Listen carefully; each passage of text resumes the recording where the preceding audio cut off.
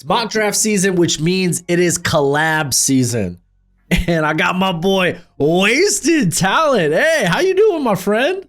Man, I am terrific, man. I've been waiting to get on with you to do a mock, man. You know, people on my channel, they try to kill my mocks, but I'm with a true mock master here. A true mock master. This is going to be a splendiferous occasion. Mock master indeed. Well, we're going to be doing a 2-round. I'm going to be taking the odds. You got the evens. Yes, I'll go ahead. Before we get into it, let them know where they can find you, and then I'll go ahead and take Cam Ward at 1. Listen, you can find me on YouTube at Wasted Talent Raiders, Raider Nation Unlimited, featuring Wasted Talent. Come on over there, subscribe. Like I always say, pay your bar tabs. Come on over there. We have cookies. Yeah, I'm gonna try and get you on for the summer because I do a deep dive series, and I've been trying to find a different way to do it where I could get someone else in that's more in tune with the team than just me trying to cover 32 myself. No, that's awesome. Listen, anytime I can pull up, I'm there and I'm available. Oh, you're gonna pull up. You're gonna pull up. And speaking of pulling up, we got the Titans. They're gonna pull up at pick 1. They're gonna take a swing on that quarterback. Cam Ward, he's quarterback 1 in this class. For a lot of people, he's a unanimous quarterback 1. They're going to take the swing. The Mayo man, Will Levis, he ain't the guy. Not at all. They're hoping Cam Ward's the guy. So there he goes. He's off the board. Cleveland Browns for you. Now, the Cleveland Browns, they have a quest to find a quarterback. They need an offensive lineman. They need an edge. They need a running back, and they need a wide receiver. And they also need some help in that secondary. And guess what? There's one guy that's on this board that checks 2 checks. Wide receiver and defensive back. And the owner, Jimmy Haslam, happens to love this kid. I've seen it in the media. It is none other than the Heisman Trophy winner, Travis Hunter, at number 2. I mean, listen, and I know a lot of people will say, hey, man, Abdul Carter's still on the board. But guess what? Myles Garrett just signed up for a heap and helping of pain to come back to the Cleveland Browns, and this makes a lot of sense on both fronts. They can fulfill 2 team needs. I think that for the Browns, they're going to address their quarterback need in free agency. That's what they've kind of been doing. I'm hearing that Kirk Cousins is a guy that they're thinking about bringing in. And kind of waiting to see how the Deshaun Watson thing carries out. Yeah, and I mean they could always move back up for Shedeur, depending if he falls or not. So maybe we could experiment with that trade when the time comes, but it does kind of makes this pick for me with the Giants a little difficult. I mean, the Browns are in a good situation. Just take whoever the top guy is on your board. Like you could go Hunter, you could go Carter, and I would be like, yeah, makes sense. Yeah.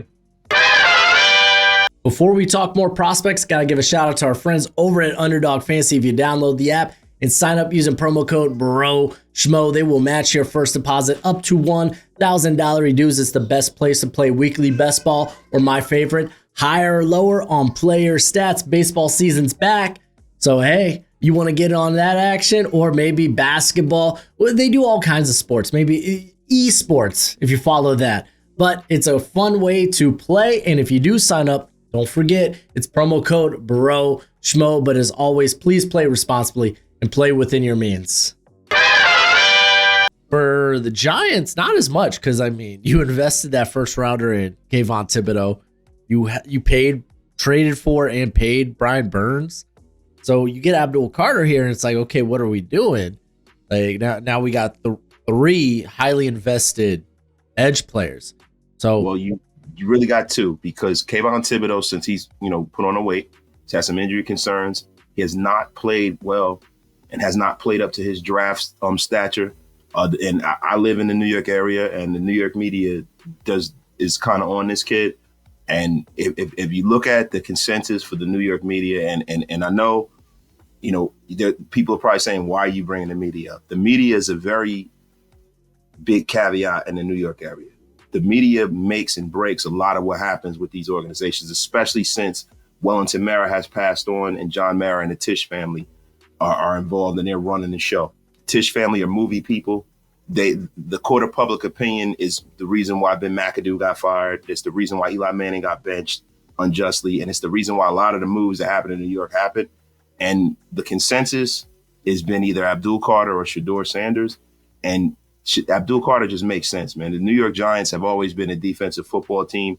And if you put a guy like him who's a generational edge with a Brian Burns, you know, you can have a Kayvon Thibodeau kind of be like a guy that you put in there as a third pass rusher. You could possibly move on from him.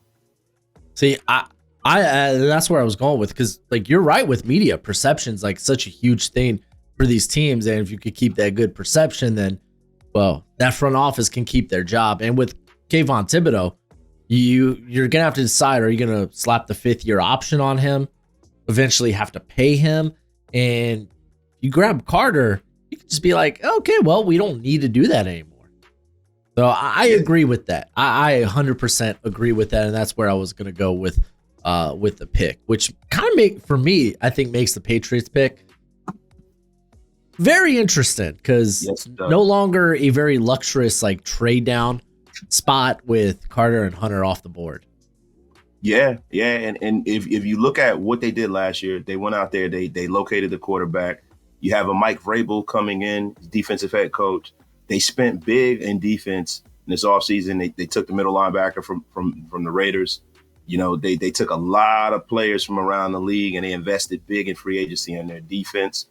You know what I'm saying? You know, they took my man Robert the Axe Murderer Spillane, right? So now he's their middle linebacker. So, you know, I'm looking at the fact that they got to protect their investment from last year in Drake May, right? Josh McDaniels is back as their offensive coordinator. This would be the perfect spot to take an offensive lineman.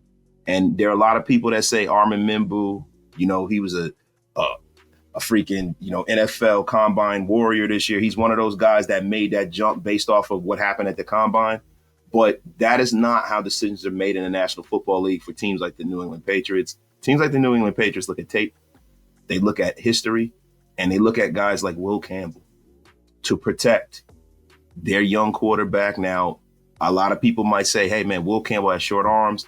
He might be a guard at the next level. But even if he's a guard or he's a tackle, you know, you have to try to take a swing at protecting your investment at 4. I'm going Will Campbell. Yeah, I mean that's where a lot of people are at now. Where I mean that it sounds like the consensus is Will Campbell, regardless of is he a tackle or a guard, is the best offensive lineman in this class.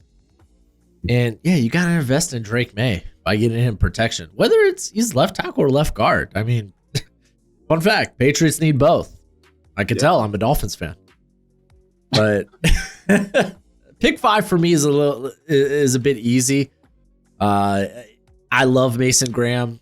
Really, you could just run the card in, get to pair him up with you got a Mason Smith there who you're developing. You have Eric Armstead on the interior. They did a lot of work in free agency with the secondary, bringing in like an Eric Murray and Jordan Lewis. I don't love those guys, but they put in the work. They spent money. So it makes me feel and like. And also, they picked up the 5th-year option on Trayvon Walker. Exactly. Right? So and that's a guy that they've swung big on. They have to protect that investment. And a guy like Mason Graham is almost like a bully. Yep. Up front, you know, he has a wrestling background, you know, great hand. And he's not the greatest pass rusher. I think he can develop that.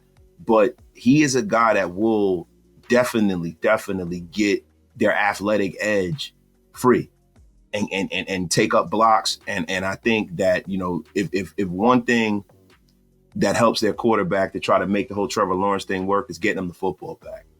So it makes a heck of a lot of sense to me. Yeah, and I mean, this is Liam Cohen's first draft. You typically think offensive-minded coach, so... I think the rest of the draft they'll probably swing big offensively. Yeah, but that's kind of where I'm at. Yeah, this is a safe pick. This is good. You have a young Liam Cohen. You got a young GM there. I think that they're going to pick the safest pick possible, because a lot of times when people go back on draft history, they kind of tend to be very, very heavy on first round picks, and they don't really look at the rest of the draft. Like I've seen that a lot with my Raiders where, you've had years where you've taken Max Crosby in the fourth and people don't ever think about, they think about the fact that they took Cleveland Farrell. Commanders legend, Cleveland Farrell.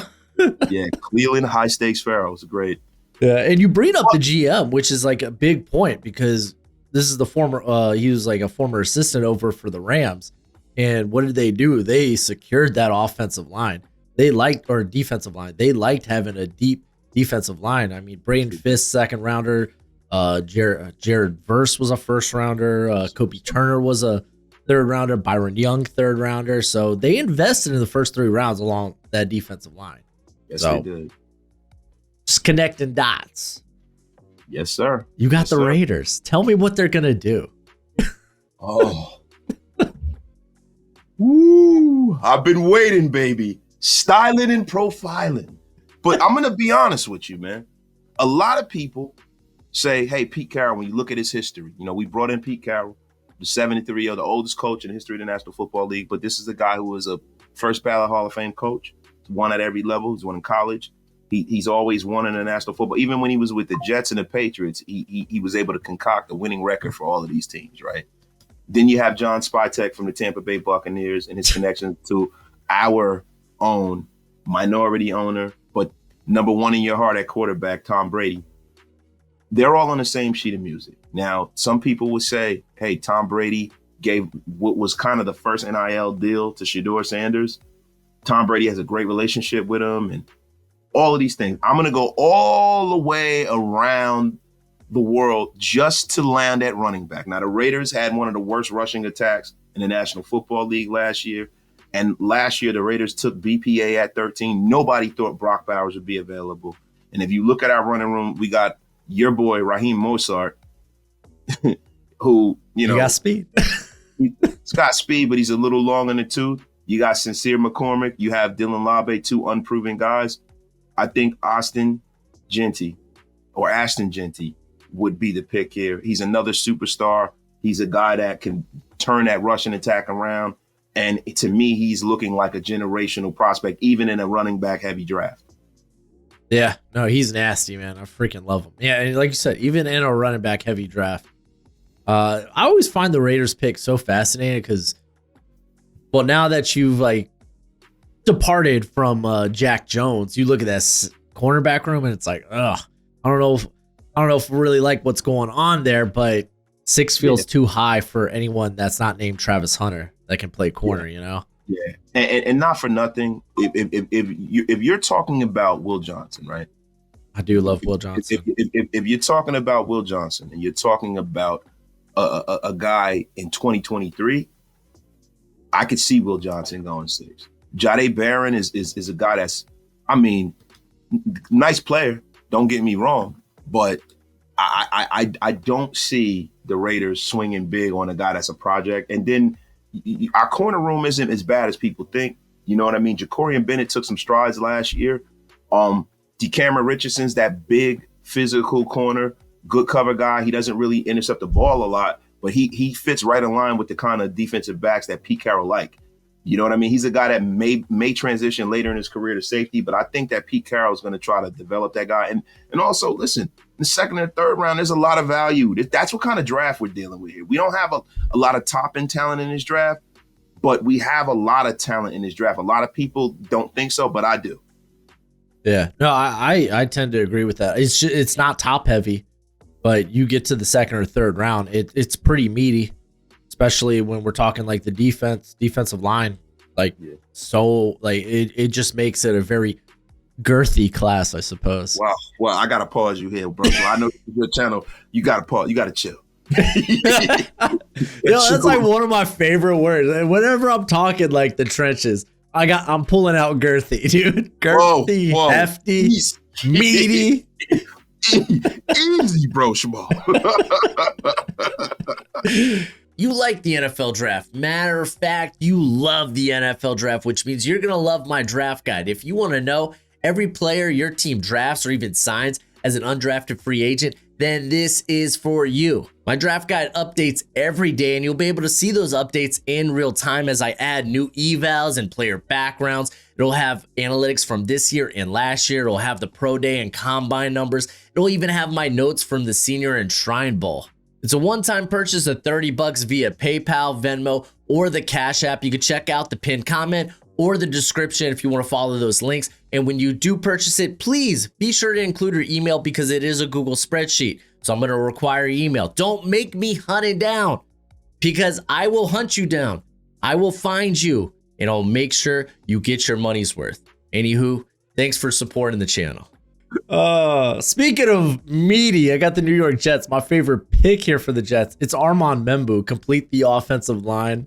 Yes, Aaron Glenn, dude, he's coming from a place where they prioritized having a top 2, top 3 offensive line in football. He's seen what it can do, not just for the running game, but for the mental framework of your quarterback. You have Justin Fields. You got to give this dude all the help that he can.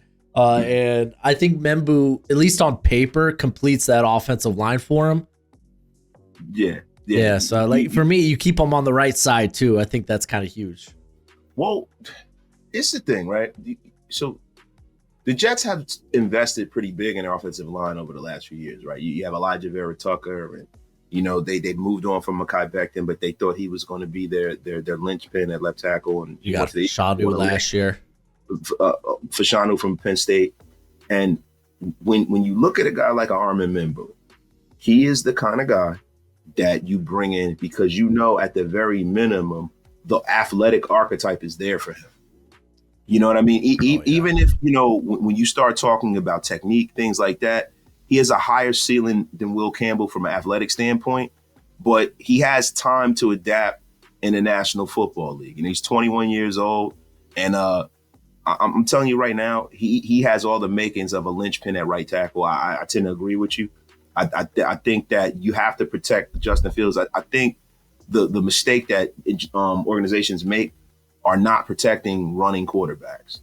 Yep. They get hit too, and they get hit more. And you want those times when he's dropping back to pass for him to have time to develop. If you look at the difference between, Michael Vick and, say, for instance, a guy like a Lamar Jackson, I think the difference between those two is that the team made a commitment to developing him as a quarterback and protecting him.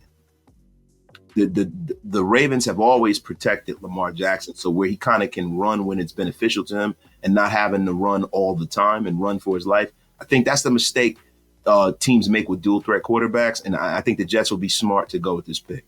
Yeah, and I mean, dude, the Commanders just did the same thing this offseason, going out getting Laramie Tunsil. Yep. So I like it. You got the Panthers. I think the Panthers become an interesting pick because now I think maybe a trade up for Shedeur can be in play, but golly, it's going to be hella expensive. And you got to wonder, is it worth it? I don't necessarily think it's worth it, man. Now I fall into that boat too. Yeah, I don't necessarily think it's worth it. So when I look, right, I'm looking at their biggest need, and their glaring need is edge. It's edge. Like last year, they kind of gotten the quarterback situation taken care of. They could use another wide receiver too, but I don't think that's as pressing because of the get. He's looking like he's going to be that big physical, X guy for Bryce Young. And they can, this is a deep running back draft, so they don't have to swing big on running back, receiver, anything like that. Corner, they just read up with J.C. Horn, and they can take corner a little later in this draft. There's some options in the middle rounds of the draft, but edge is a glaring need. And, I say all that to say, you have a guy like Jahad Campbell who was dealing with an injury, and, a lot of people had him really, really high. That you don't know if you're going to play him at the outside linebacker or the inside linebacker. You really kind of don't know. But I'm gonna mess your head up a little bit here, man. Oh, do it. I'm gonna mess your head up, and I don't know whether or not this is gonna make you mad. But Shamar Stewart, I ain't mad. From Texas A&M, man, kind of seems like he is a guy who had decent production in college, it's weird here because like I had my picks already, man. Listen. I have 3 guys I want to pick at this pick, and I'm sorry I'm being indecisive. James Pierce. I am keen of being indecisive. I have James Pierce. I have Jahad Campbell. I have Shamar Stewart. I have Mike Green. Man, I'm the fact that Shamar Stewart is an edge. You know that's a junior. He's in as old as some of these other guys. He has encouraging tape, man. But his production in college, I can't take him this high, man. I might have to go with Jahad Campbell, man. I'm sorry. No, that's fair. No, I think that's totally fair. I think a grip of people are going to agree with that. And I mean, I get it. The lack of production, it's scary. I mean, you're just kind of betting on the tools. So like, I 100% agree. Like to me, had he put it together in college a little more, it'd be a different conversation. Yeah, and I mean, Campbell's going to be very fascinating. I don't know what his timetable is to return from the labrum. Yeah. But I mean, it sounds like at the very least, he's going to be ready to go fairly early in the season, if not before. And whether he's off-ball linebacker or you're playing him at edge, it works. I think defense is the pick 100%. Yeah. So it's Campbell? Yeah, it's Campbell. Campbell it is. All right, well, I'm going to talk out loud for the Saints. So even before the Derek Carr injury, I kind of tossed and turned with like the idea of maybe Shedeur here. Got Kellen Moore coming in and maybe wanted to put his thumbprint, like just getting his guy right off the bat. But at the same time, I was like, well, you got Derek Carr. Do you really need to draft younger Derek Carr? I don't know. And then the Derek Carr thing comes out, I think yesterday, where he might not even be good to go next year. And I think that is a creation of the fact that Derek Carr behind the scenes to me. I mean, you would know better than anyone else. Is trying to force himself out of there. Like he wanted to test the market before they read up and they restructured his contract and kept him through 2025. And, you know, I look on Twitter and I see his older brother, Darren Carr, the high school football coach, not David, you know, putting up, you know, facts that are disparaging facts about Kellen Moore. He put up, you know, Derek Carr's production next to Kellen Moore's on Twitter back in February. Oh. You know, so I don't know how happy they were about that. You know, the Carr family, you know, kind of, and this is one of the things that soured me on Derek towards the end. Because, you know, Derek, listen, man, you know, I was a Derek Carr fan. You know, I like Derek. But towards the end of his run with the Raiders, I was willing to move on because I thought he was getting paid as a topper crust quarterback and he was playing like a bottom third one, right? And also a lot of the nonsense from his brothers. Like it's like his brothers kind of go and say the quiet things that he's thinking out loud for him. And I really don't like it. You know, like, you know, him going into a situation where you got your brother disrespecting the new head coach of the team. It tells me everything I need to know. And it tells me that the Saints would be wise to invest in quarterback. And that's what I'm going to do. I mean, I've seen like Jackson Dart at this pick, and I'm like, okay, I like Jackson Dart. I don't like Jackson Dart like that. Yeah. Take him a quarterback too, but I'm going to go with Shedeur Sanders here. Now, it just seems a lot more likely now after the whole Derek Carr news came out. About him. It does. It seems like Thanos. Inevitable. I love it. You got the Bears.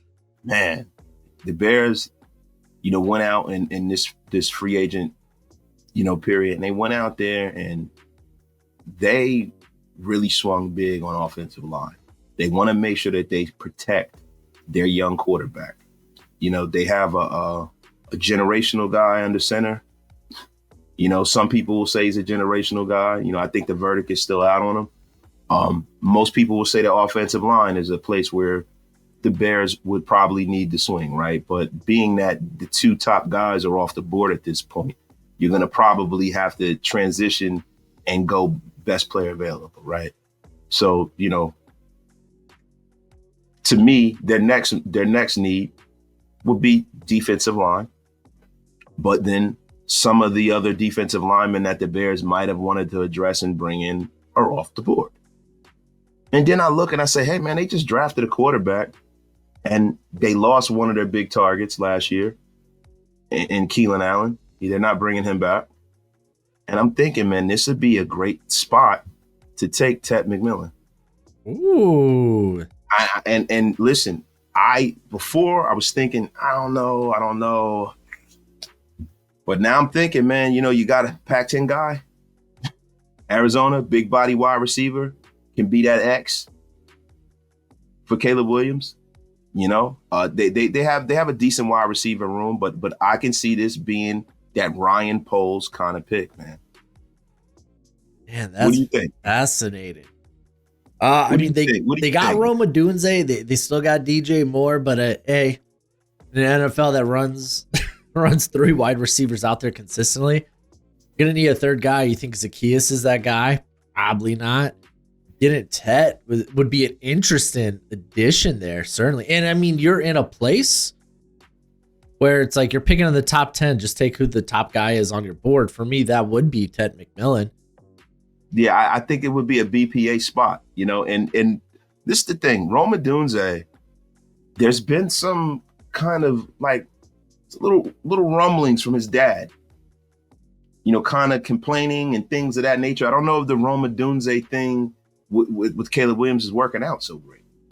Yeah, I mean, you can see. And listen, I know people are okay with like Tyler Warren at this pick, which in my head, it's like, then you should be okay with taking a wide receiver because you're taking a guy to be a tight end, not necessarily tight end too, but like you have Cole Kmet there.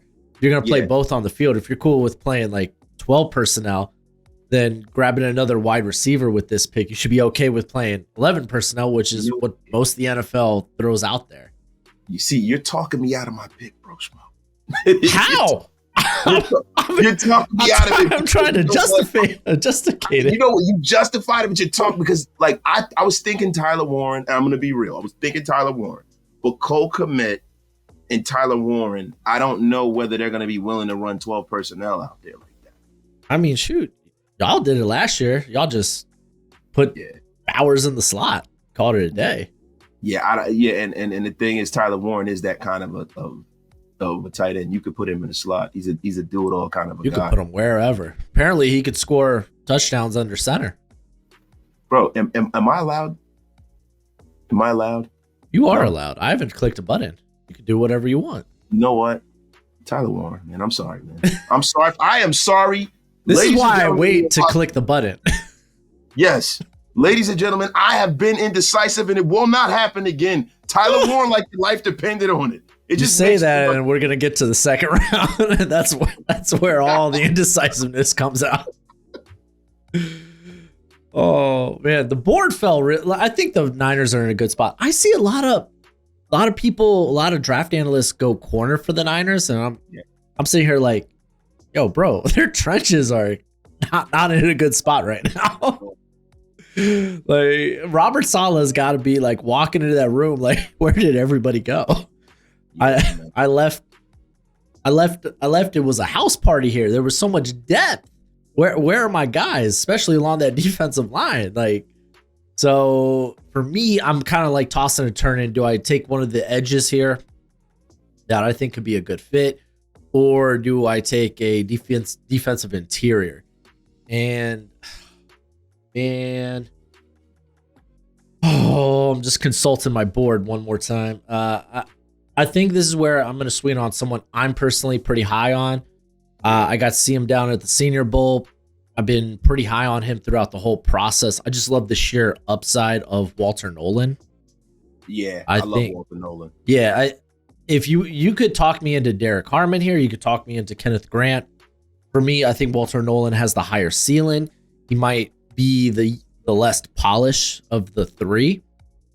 But if we're looking back at this draft 3 years from now, I think Nolan's going to be the guy that's like a top 5 interior player in the league. So, we're going to do that. Snag him here for the 49ers. And I'm happy about it. I'm okay with it. I'm not trying to convince myself. Let me ask you a question, man. If you're the Dallas Cowboys Dallas Cowboys have an issue at running back, and they also need another receiver. You have Dak Prescott. You got to see exactly how that Dak Prescott situation is going to work out. He's the highest paid quarterback almost in the league. He's one of the top 3 highest paid. I think he might be the highest paid if I'm not, I'm just shooting off the top of my head, right? He's up there. They restructured. So. They restructured him, but outside of CeeDee Lamb, the Cowboys don't have a consistent threat at wide receiver. No, they don't.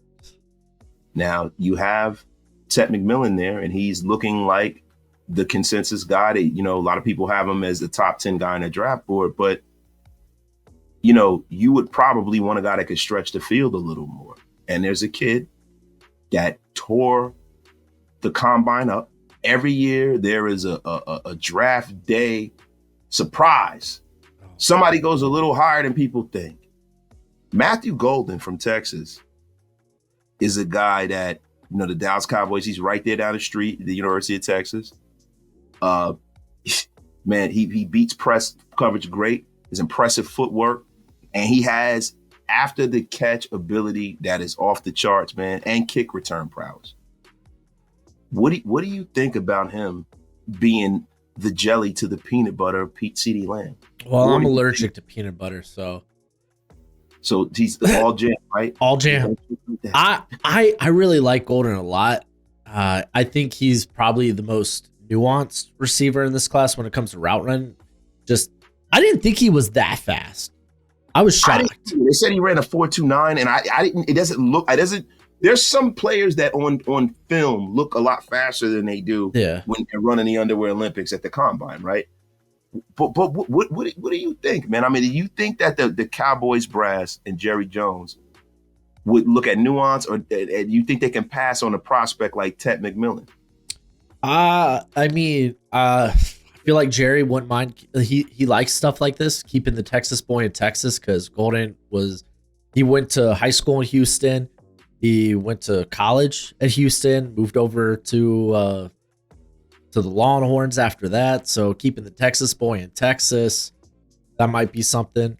And dude, I honestly don't think you could go wrong with Tet or Golden here. Some people have Golden as, if we're not going to include Travis Hunter, as wide receiver 1. You know what? Even though Ted McMillan makes too much sense for it to happen, I don't think that he adds to the Cowboy wide receiver room in the same way that a Golden would. I think they need some speed. They need that guy to take the top off the defense. That's not exactly what Ted McMillan does. Man, I'm gonna go Golden, man. Yeah, no, I'm okay with that. I've mocked Golden there before, and I mean, legitimately, some people. I think Todd McShay is one of those guys, likes Golden better than Tetaroa, however he likes to be called. T-Mac. Yeah. But T-Mac's Tracy McGrady. Yeah, it's Tracy McGrady. Yeah, that's I can't do that. Yeah, I can't do that too. It's like calling somebody Air Jordan. Like, get out. Yeah, right. Man, I forgot that this works out because I get the Dolphins. Fins up, baby. Right. Fins up. And I feel like this ends up being a pick in the secondary. Some people are going to push out wide receiver there. Tyreek ain't leaving. His wife might leave him. Dolphins won't. Too much invested. Yeah, I know, right? For me, this is too early to really contemplate that left guard spot. I don't know. I know guard is a much more valuable position nowadays in the NFL, but for me, it's still a little too rich at 13. I think I could probably get that in the second round. So looking at the secondary, the top guy on my board would be Will Johnson. There's some risk. You kind of brought it up earlier. If you get in that 2023, Will Johnson, you're feeling really good. 2024 was a bit more of a roller coaster. This is a guy that's battled injuries. He battled a knee injury in 2023, got surgery for it over the summer or over the spring. And then he had the shoulder injury, the toe injury, and just didn't look like the same guy. I mean, he still had 2 pick sixes this year, but it wasn't all pretty. Just wasn't. I'm still willing to bet on Will Johnson, that 2023 version of him being in there.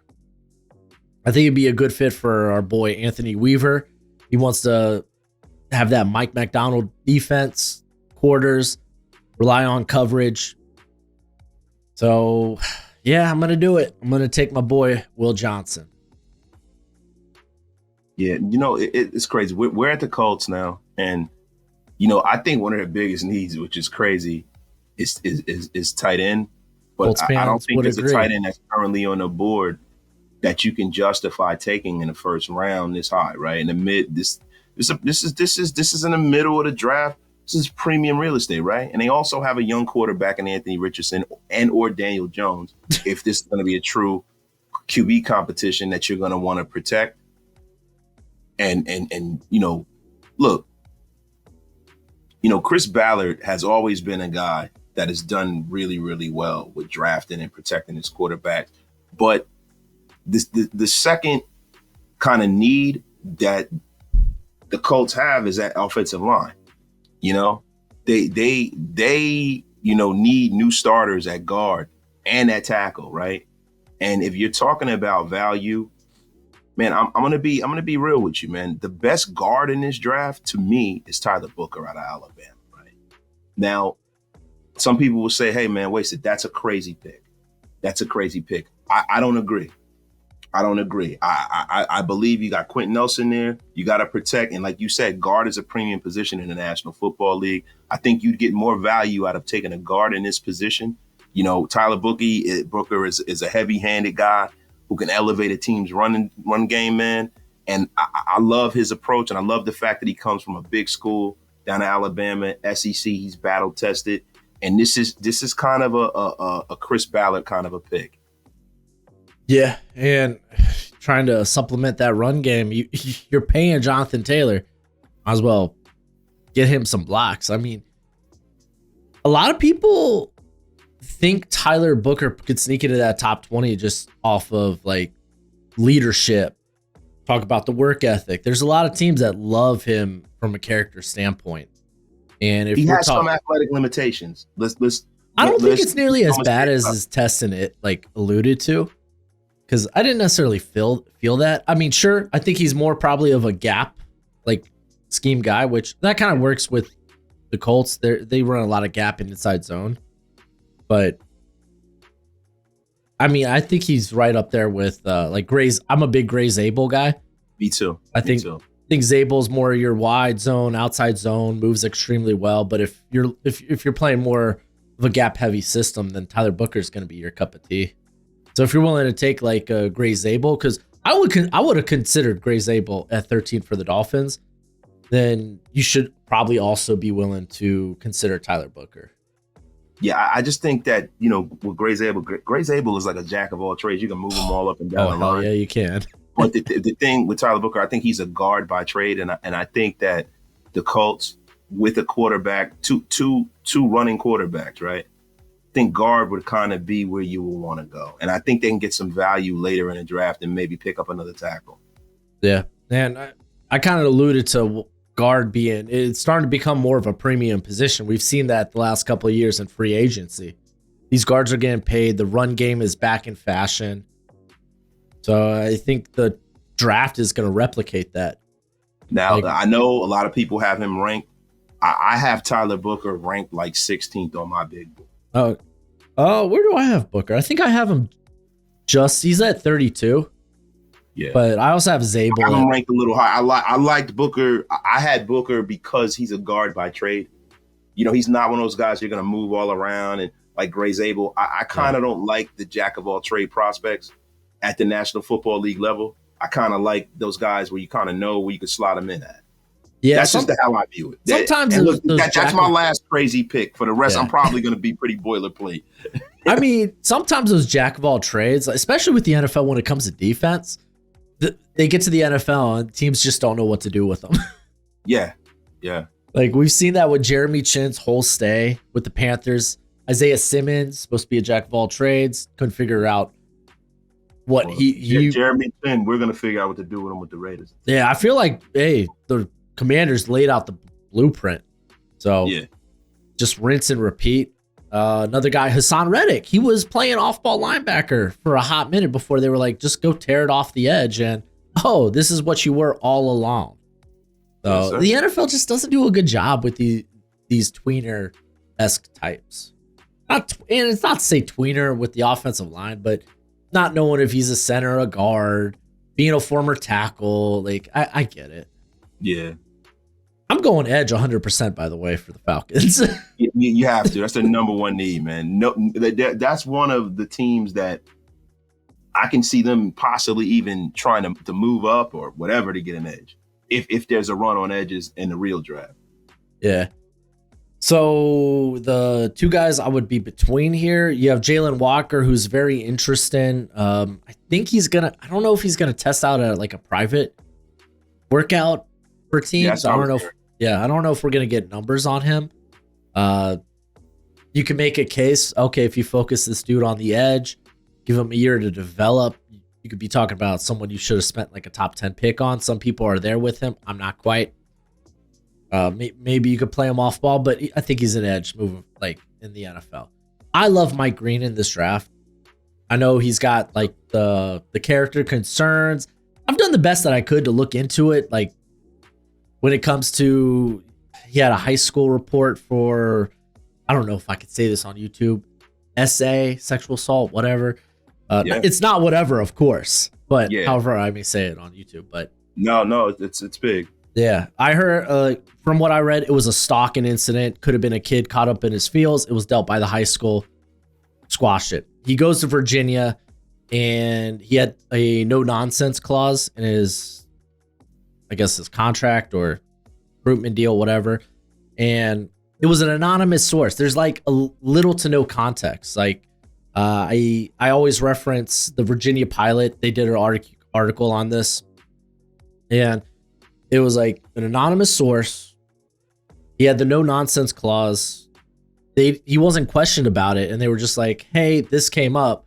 We're gonna suspend you." And he was like, "Okay, I'll just transfer then." He was pretty open about it at the combine with everything. So it's like it's so hard unless you get to actually personally interview these guys. Like his thing is a little more fuzzier than some of the other guys in this class. But I love the talent on the field. For me, he's a top 10 guy without those concerns. So I'm here at 15. They desperately need pass rush. I'm going to go with Mike Green and hope and pray that, that anonymous account was just a ghost and not real. Now, I think the Arizona Cardinals, they're in a situation where their offensive line is pretty good, but if they draft another offensive lineman, that roster can go from pretty good to really good. And you have a quarterback that's smaller guy, number one pick. You drafted a wide receiver for him. I think Kyler Murray has to run around a little too much, and it's kind of harking back to what we talked about before. You have an athletic quarterback. Teams have a tendency to abandon that offensive line, right? I think this is a perfect time for Arizona to go out there and draft a tackle that, some people probably would have said, hey, wasted. You had Tyler Booker go in a spot that this guy should have went. But I know Chris Ballard. He's a guard heavy guy. He drafts a lot of guards, and like we alluded to the gap situation. I think the Arizona Cardinals being at 8-9 last year, and having that offense rounding the shape, this being a heavy running back draft where they can get later in the draft and get a running back. I have the Arizona Cardinals taking Kelvin Banks out of Texas, man. He's an NFL caliber kind of an athlete, man. His run blocking abilities, he can move, you know what I mean? And he's a guy that, that if he doesn't work at a tackle, you can transition inside to guard too. But I got Kelvin Banks going here. Yeah, and I mean, you have Jonah Williams there. You could spend a year to develop Banks on the right side. I'm cool with it. I think people overthink Banks. I see him slip in drafts, and it's like, I have like a top 20, top 15 grade on him. He's a good tackle, a really good tackle. And I think we're just kind of overthinking it with him. Yeah, he has a lack of arm length, but you could put him at right tackle. And then if it doesn't work out, I think you have a Pro Bowl guard. I was going to say, you're preaching to the choir when it comes to this tackle class. Guys like Will Campbell and such. So, Cincinnati Bengals. This is another spot where I'm just like, I want to go edge. Even if they bring back Trey Hendrickson. Who's he got? Joseph Asai. Cool. That's a rotation player. Miles Murphy. I loved him as a prospect. He just hasn't been the guy. He hasn't really done much of anything. And again, in a smaller role, you have a new DC in there. So you're going to probably want to revamp some of this stuff. I think they did a good job bringing back BJ Hill in free agency. They bring in a big body space eater like TJ Sladen. So I think they move away from the interior and they focus on that edge. The question is, who am I going with here? Because there's a ton of guys. There's a ton of them. There's James Pierce. I like Pierce, but sounds like he's a headache. This is another guy with character concerns. His is more revolved around personality and butting heads with the coaching staff and stuff, and just being apparently a douche. They say that, but look, there's a lot of players, and it's funny, man. The level of athletes that are down there at the University of Tennessee. Mm-hmm. To me, is it the players or is it the coaching staff? Because every single one of these guys out of Tennessee are off the charts from an athletic standpoint. Even going back to when Joe Milton was there, right? You got the big body wide receiver down there. You got Pierce. You got all of these guys, right? Maybe there's something with that coaching staff. I'm gonna be. I love James Pierce, man. He's a clear first rounder, man. Yep. Clear first rounder. Yo, he's one of the best players in the draft. And to be honest with you, me growing up in an era with Lyle Alzado, Lawrence Taylor, and all of these guys, I don't necessarily need my edge rusher to be a choir boy. I don't. I kind of prefer that he's not. When you're growing up in an era, Warren Sapp's not an edge, but Warren Sapp, I don't need my defensive linemen to be choir boys. Like, listen, hey man, I don't even know if I want to consider you unless you punched a few people out. Caught a charge or two, man, at edge rusher. I don't know, man. Man, the only thing about Pierce is that a lot of, he has the talent, he has the bend, he has the speed, he's explosive. It just doesn't always come alive on tape. Yeah. But it's a need-based draft, right? So where you going, bro? Yeah, I know we just spent all this time talking about Pierce because I'm on board with you. I love the talent. He's in my top 20. And I mean, when it comes to like the headache that he might be, I don't know if I care all that much at this juncture, but thinking about Al Golden, the defense that he runs, we're going to see a little bit more blitzing. So maybe you could get a little more exotic with the type of player you have. So I'm actually going to go with Jalen Walker, a guy you can get exotic with, and maybe have him rush from a few different positions and alignments, and someone who's just a very good finisher. So, he's at least going to be alive during the run game. Yeah. So, yeah, we'll go a lot higher than this too. And dude, some people have him in not just the top 10, but top 5. Yeah. Like I've seen him go to places like the Patriots were one, and I don't think it's crazy. Yeah, because Tom McShay brought up a good point with Jalen Walker, like making the comparison to an Abdul Carter. Like Carter made the transition from off-ball linebacker to full-time edge this past season, and with Jalen Walker is like, okay, there's not too much separating him in terms of athleticism and just all-around body. Like Carter's got some size on him and whatnot. It's just we haven't seen Walker actually, okay, you're a full-time edge. Hand in the dirt or just go pin your ears back and go get after it. He was wearing a lot of hats for Georgia. Yeah. So jack of all trade kind of guy, Oh, no, we talked about that crap earlier. Yeah, man, the jack of all trades, man. The only thing with Walker, am I wrong? I think Jalen Walker, how many games did he start? Like 11? Not many, because I remember 2023, he was kind of rotated in. I think he played less than 300 snaps. He was playing off ball. He was playing maybe like wide 9 and such. They were kind of moving him around. And this year, it was kind of the same thing, aside from the games Mikael Williams missed because of the high ankle sprain. Yeah. In those games, he was primarily rushing off the edge. Yeah. So his like snap total, it's like his starts, it's a little fuzzy. Yeah, but yeah. So he's someone he that's doesn't have been a on lot the of. field He for doesn't have a sure. lot of tape, from what I understand. But look, man, you can't go wrong with this pick. Kid's an athlete. Kid's an athlete, and he fulfills that need that you can develop him. And then if they do, in their infinite wisdom, keep Trey Hendrickson, you have a mentor to his heir apparent. So Yep. it's an awesome pick, man. So am I up? You are Am I up up? with the Seahawks. Seahawks is Listen. always an interesting one too. The Seattle Seahawks are moving on. They, you got a coach out there that's really trying to put his stamp on his organization. They moved on from DK Metcalf. They brought in Sam Darnold. They moved on from our quarterback Geno Smith. Oh shucks. Right? I think it just clicked where you might go. Yes, sir. There's a glaring top 3 ranked guy right there at the top of the draft with the same kind of archetype, big body X receiver, a guy that they probably saw a lot, being that he plays in, Pac-10. I'm going Ted McMillan, man. Well, the Sam former Darnold. Pac-10. Yeah. Well, actually, Yeah, Big 12 now. Big 12 now. Yeah, dude, I'm old. I said it before too. You're good. You're good. I keep forgetting where all these conferences are going. I am sorry, everybody. The Pac-12 is coming back now. Yeah. I listen. I still talk about the WAC conference, the Pac-12.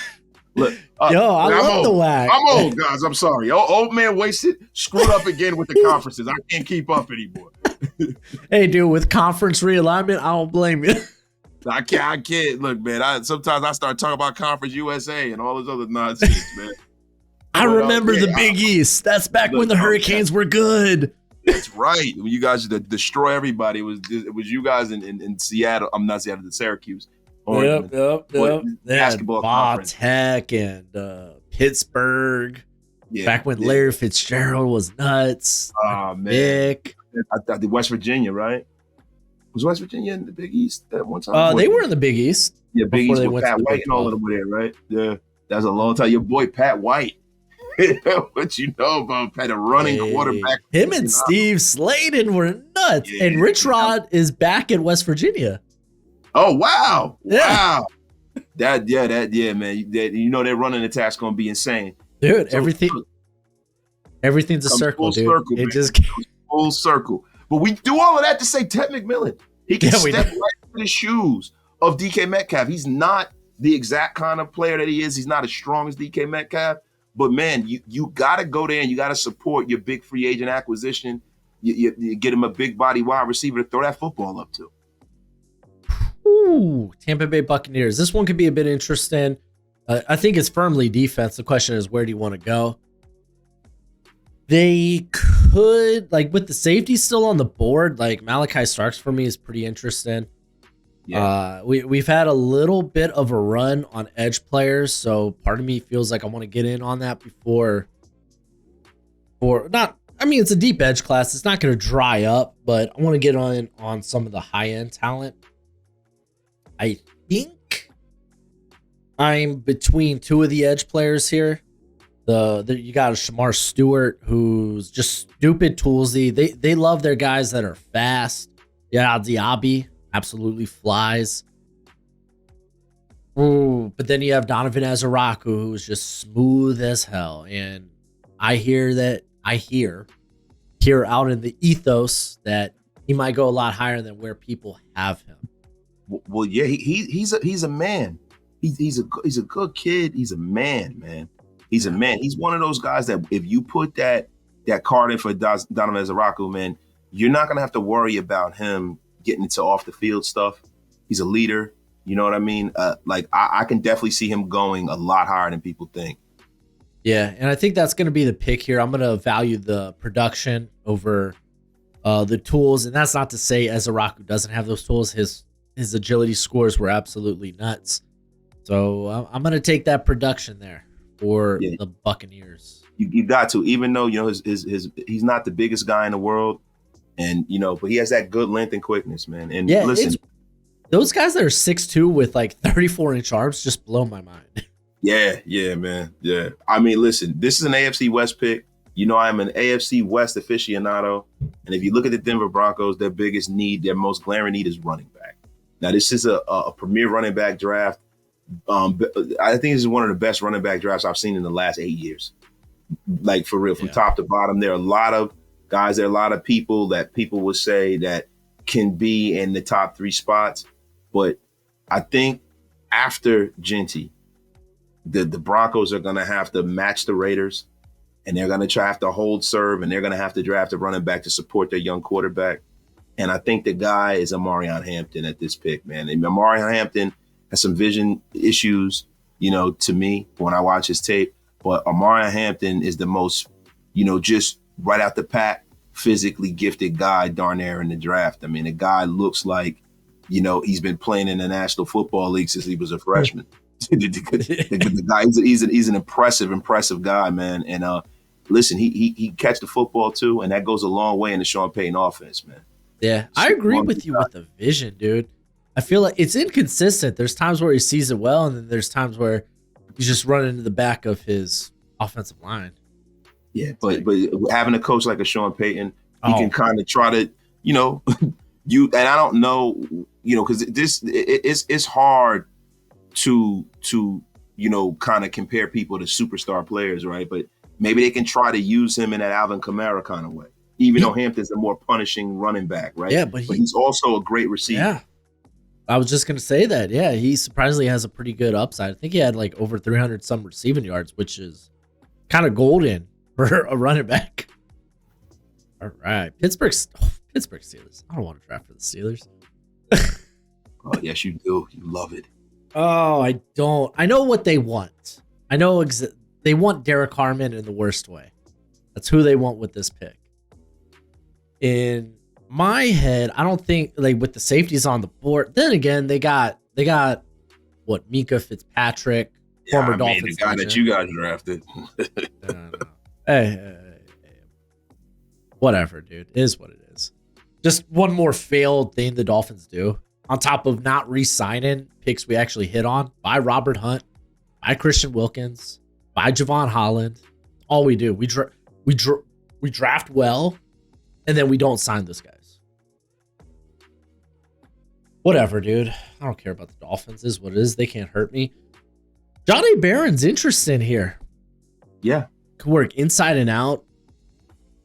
I think I might like him for this, but Steelers, they float. They like a little bit more physicality. Not to say Barron's not physical. Like, he absolutely is, but playing like press, I would be a little bit more concerned on. He's more, if he does play press, it's like like a soft press, like Bale. He's not going to be laying hands the whole way through. I think I'm probably just going to go with Derek Harmon. This allows Keanu Benton to move around a little bit more. Cameron Hayward's up there in years. Still playing at a high level, dude. That cat is phenomenal. Yes. Especially when he's healthy. Exactly. When he's healthy, man, you got something to deal with up front. Yeah, but father time comes for us all. So just gonna kind of prepare for the future here, and then yeah, I mean, you use your second round pick to get DK Metcalf. So good luck. Good luck having DK and Pickens in the same wide receiver. Yeah, I know. Somebody's gonna have to. They're both the same number and everything. Dude, they just like fuse into one, and it's like Antonio Brown all over again. Nah, man, DK is not a problem. DK's a good kid, man. Yeah, DK is fun as hell. He's a good guy, man. Look, so when you get into another AFC West pick, it's funny that all AFC West picks are mine, right? Yeah, right. You got to start looking at the defense, right? Like, they lost Joey Bosa. They weren't able to, they didn't keep him. They didn't, he's been injured. A big need for the Chargers is tight end, but I think that just from a positional value standpoint, I don't think any of the tight ends that are left on the board are worthy of a pick this high. And then you got to start going back to, Jim Harbaugh, right? Going back to basic football, the trenches. You bring him back a Khalil Mack. You need some help in that middle. Man. Now, I think they signed Poona Ford. But when if I'm not mistaken, I think the Chargers signed Poona Ford. I mean, I'll check real quick. That sounds right. I'm sorry, I can't. We can't remember every free agent move. No. It's been a lot going on this offseason. It's been a lot going on this offseason. I don't see Puna. Oh, Puna 4 went to the Rams. That's why you're thinking The Rams. of LA. I look, old man wasted again. Getting LA teams mixed up. I mean, to be fair, you had me for a second. I was like, oh, that's right. I know. He's in LA. Listen, I'm old. I'm sorry. The LA teams I get mixed up. So this makes my pick even more valid. Kenneth Grant from the University of Michigan. There it is. It makes it even more. Kenneth Grant from the University of Michigan. Yo, he knows Jim Harbaugh, was there with him. You know, and to me, he's my third defensive tackle on my board. But just from his familiarity with Jim Harbaugh, and one thing about Kenneth Grant that I love, now a lot of people say that he benefited a lot playing next to Mason Graham, but I think Mason Graham benefited equally playing next to this kid. And I see the bones of a three tech, a guy that can kind of get after the quarterback. I see it. Okay. Green Bay Packers. Tough. This is kind of a tough slot. It's not a team with a lot of needs. But you look at, I'm just going to kind of talk this one through out loud. The defensive line's been underwhelming. It just has. Like, I love Kenny Clark. Just hasn't been the same guy in recent years. He's still like the best player on that offensive line. Don't get me wrong. Rashawn Gary hasn't been the same dude that they extended, gave that big contract to. Lucas Van Ness hasn't really done much of anything, so you could argue pass rush. I've talked quite a bit with that franchise guy, Marcus Whitman, because he's a big Packers fan. Yeah. And he talks about how he believes that the Green Bay, the coaching staff believes in their defensive line, that they just need to continue to develop them, and he doesn't feel like they'll go defensive line with this pick. So I'm always hesitant, even though I feel like the value is good with the pass rushers currently on the board. But if I were to look elsewhere, I always say this team doesn't have a number one wide receiver. You're looking at Emeka Buka. I think he's got high-end 2 potential. I don't know about 1. Luther Burden is a bit of a wild card in here. I love Burden's 2023 tape. 2024, I don't know what Mizzou was doing. Yeah, and not for nothing with Luther Burden. Luther Burden, my comp for him is Deebo Samuels. Okay. And he's one of those kind of guys. He's like, we talk about that jack of all trades kind of a guy, right? He's a 5'2" kind of an athlete, but you just don't know where you're going to put him, right? Yeah. Currently, my comp is DJ Moore, just because of the speed. But again, you look at that yak ability, and I don't disagree. I don't know why Mizzou didn't get fancy with him. You have this guy that can break one off on any given play. Feed him the freaking football.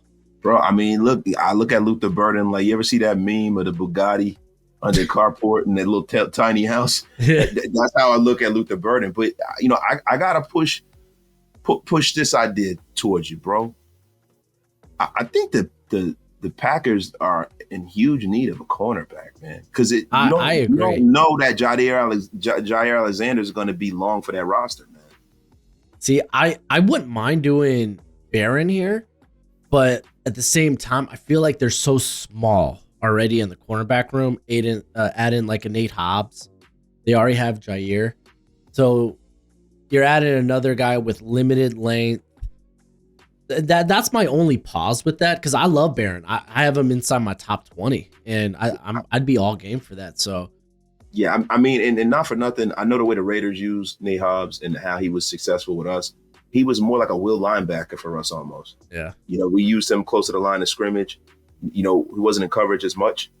And this is the thing, man. Jair Alexander is a wild card in this, man. I think Jahdae Barron is a guy who can kind of slide right into Jair Alexander's spot. You know what I mean? And under a rookie deal, and kind of fulfill that number one corner kind of a need, because I really don't know if, you know, I could see Jair Alexander getting moved around the draft possibly. Yeah, I agree with that too. Again, we don't know what's going to happen with players during the draft. You could argue that maybe Thibodeau gets moved after drafting Carter in this class, right? I I'm actually going to throw a wild card out there for you. I'm going to stick with wide receiver, but it's not going to be the ones I talked about. Jaden Higgins out of Iowa State. I think when it comes to the wide receiver room for the Packers, they don't quite have a guy like this who's got that X wide receiver build that can win downfield just because he's just got a garage door for a catch radius. But he's a more nuanced of a receiver than you would expect at that size. And they struggle, like they have Dobbs. He's got the concussion concerns. Yeah. Watson, he went down with the ACL. I feel like Jaden Reed, he's a very nice player. He can win vertically. He's got that speed. You could use him in like jet sweep, after the catch, stuff like that. But they don't really have that big-bodied wide receiver currently, or at least healthy on the roster. That's facts. So I think Higgins, again, I'm just out here shooting a possibility. I think there's a chance Higgins could sneak into the first round. So I'm going to take him here for the Packers. Again, man. NFL draft, it's unpredictable. Yeah, it is, man. And look, I can't argue with you, man. I can't argue, man. Where we at? We with the Minnesota Vikings here? That's right. The Minnesota Vikings have only 4 picks in this draft. You got they have to trade down, right? You know, they only have 4 picks. They might trade down, but if they don't, they'll have to get a starter from this pick. Yeah. Right. And their biggest need is cornerback. So Jahdae Barron, man, come home. It literally couldn't line up more perfect for the Vikings. Jahdae Barron, come home, man. He's a guy's zone cover guy, but he's a jack of all trades as far as a corner. You know, he's a guy that can play every style of corner you need him to. He's not the biggest, most physical guy in the world. So, you know, you could do a lot worse than taking a young corner like that, man. Jahdae Barron, come home. Yeah. And I mean, it's not to say he's not physical. Like, yeah, he definitely is. He's got that dog. He doesn't have that kind of body. He's no Jalen Ramsey. You know, he doesn't have that kind of body to really impose his physicality and will on bigger wide receivers. But it's not from lack of trying. Yeah. Because I think he definitely flashed that in 2023. But yeah, I brought that up too. It's like in press, he's not a traditional press corner. And I mean, the Vikings played a lot of zone last year because they kind of had to with Stephon Gilmore being like 100 years old. So, I mean, I thought he was still all right last year, but they've shown that they can alter what they normally do. Brian Flores is a lot more versatile than just, let's run press, man, all the time and blitz 8. Man, the Houston Texans, I got to come out of here with an offensive lineman, right? Yeah, you got to. Got to. Cam Robinson's on a 1-year deal. He's a 1-year rental. Trent Brown might just be depth. Maybe he pushes for a starting role. If he's focused, he's a monster. Yeah, and healthy. If he's not sneaking eating gummy worms, he's a monster. But man, so like part of me doesn't want to go the tackle route. But again, these are 1-year rentals we're talking about. If I want to take a shot on a guy, it's probably not a bad option to try to do that here. Yeah. So I'm going to take a shot on Josh Simmons at Ohio State. Love it. It's just that patellar tendon, right? It cost him. It cost him millions of dollars. I think Joshua Simmons would have been a top 50. Beyond top, he would have been a top 10 pick. He would have might have been the number 1 tackle off the board this year had he not had that injury. And I think this is the part in the draft where you can kind of, buy low and sell high. He's a guy that could possibly develop into being the best lineman coming out of this class. Yeah. If he's healthy enough, because had this been 2023, he'd be above a lot of guys that we've taken earlier. Yeah, and I mean, again, with the Texans, you've put a lot of 1-year Band-Aids. You don't have to start him right away. You could let him come back from that injury. And with the advancements in medical treatment and whatnot, like the patellar tendon, it's not a death nail anymore for the most part. I mean, there's still some concern with like how efficient, are you going to be just as efficient as you were prior? But at 25, you can take that shot on who could have been OT1 if he didn't get hurt. No, that is factual. Well, look, we got to transition to the other Los Angeles team. That's right. The one with Poona Ford. The one with Poona Ford. Right? The 10-7 Rams, man, they could have made a Super Bowl run this year, right? Yeah. And, the Rams are a team where, they have some needs, linebacker, corner, offensive line, tight end, wide receiver. But they have a young, talented roster. Matthew Stafford is there under center. You got to help Matthew Stafford, kind of have that safety net, that guy that he can get the ball to over the middle of the field. You got Puka Nacua and all those wide receivers out there. They got some tremendous talents out there. But the glaring need on that offensive side of the football is tight end. And the other tight end in this draft class, besides Tylan Warren, is another Michigan product, Colston Loveland, man. 6'6", 248, man. He's a matchup nightmare, over defensive backs. And guess what? He can block. 56 catches last year, man. That was a single season record for Michigan tight ends. And, he had 582 yards, man, and 5 touchdowns in 10 games. I mean, he is a guy that can come right in and replace 32-year-old Tyler Higbee, man. Loveland is the guy I'm picking. I agree 100%. I've been doing 7-round mocks division by division for videos, and I did the NFC West. And before I get into like the mock draft, I put up a draft strategy for each team that I try to do.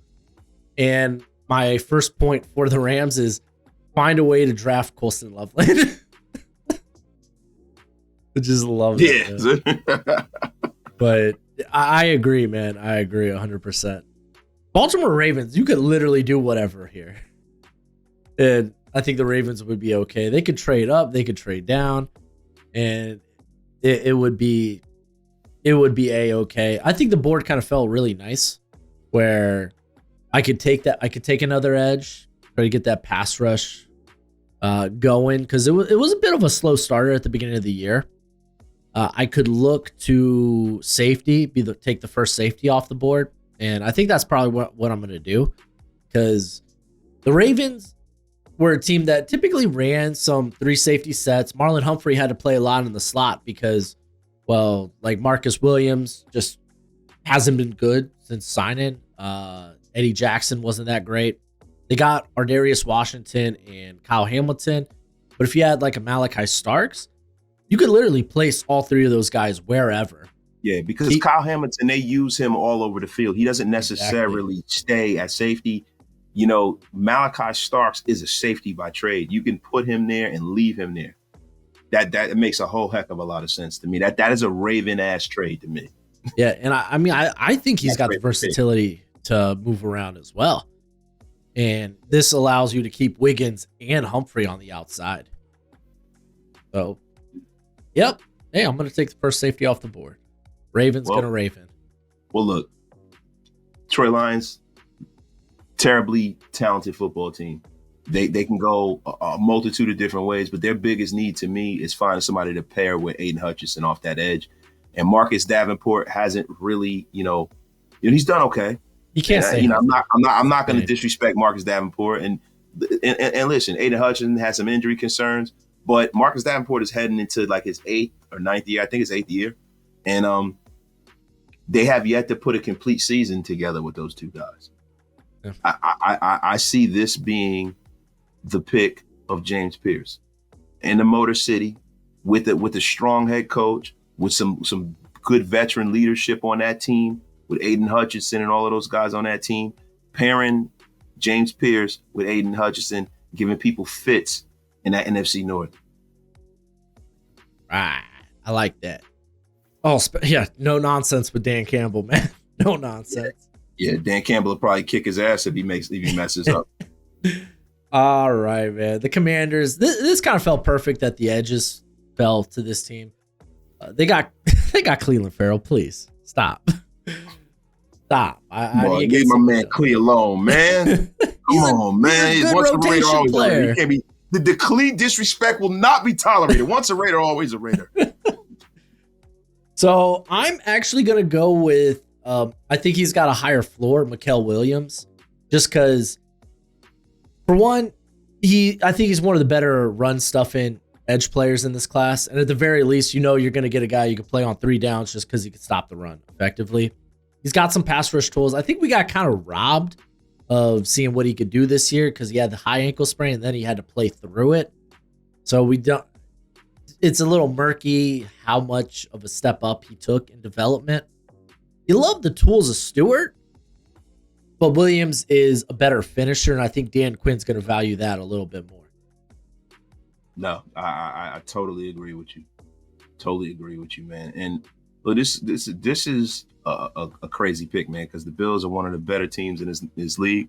I think their main need is cornerback, man. Like, I agree. They're looking pretty shaky, man. Even with Kara Elam there, man, being dealt away, they have some issues there, and they have some issues in the interior of their defensive line. But I think that, based off of what we got left here on this board, man, you have a kid that, to me, can fly. He ran a 4.28 40-yard draft, man, at the combine. It was the fastest time at the event. Look, let me tell you something, man. Maxwell Hairston is the guy. I think he can be a star with the Buffalo Bills. I'm going Maxwell Hairston right there, man. He's a guy that has all the tools. I was thinking about going, from Florida State as a Ray Thomas, but because he's 6'2", he's a big body guy.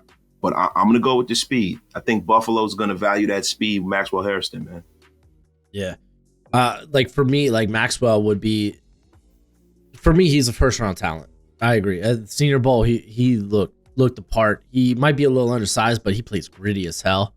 Yeah. He doesn't mind getting in your face. He's another one of these that has one of those character concerns back in his freshman season that you just don't know.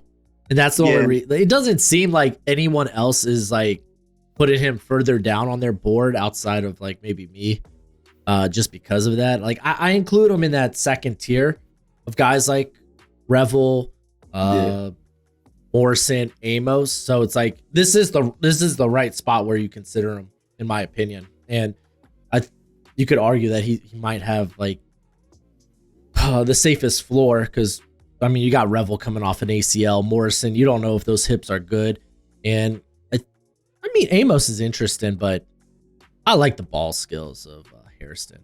I don't disagree with that whatsoever. Yeah, look, and it's not like he's injury free. He's coming off of a shoulder injury, limited him to 7 games. But he has a great athletic lineage too, right? Former Raider, former Buffalo Bill Tywan Jones, man. Wow. Is related to him, man. He has some professional cousins who played in the NBA. Yep. And overseas former too. 3-star recruit. I just Hairston is a guy that I think is going to be a lot better than people think, man. I'm going Maxwell Hairston. Yeah. Disagree. I think the Bills, they need to go corner at that pick because the run on corners is going to happen early in the second, and by the time they get to their second pick in the second round, or their first pick in the second round, the guys aren't going to be there anymore. So you have to make the pick at corner here. Question is, what do I do for the Chiefs? Offensive line, typically, I know Chiefs fans in general, they kind of disagree with that because they've been so hit or miss. Not even hit, just miss. Outside of getting a Creed Humphrey or a Trey Smith, they can't find a tackle worth hell in the draft or even in free agency. It's unfortunate. To me, you gotta keep swinging on that position until you get it right. But the other options that I have here, Nick Emanuwari is a consideration. Perhaps. Jamar Stewart, though.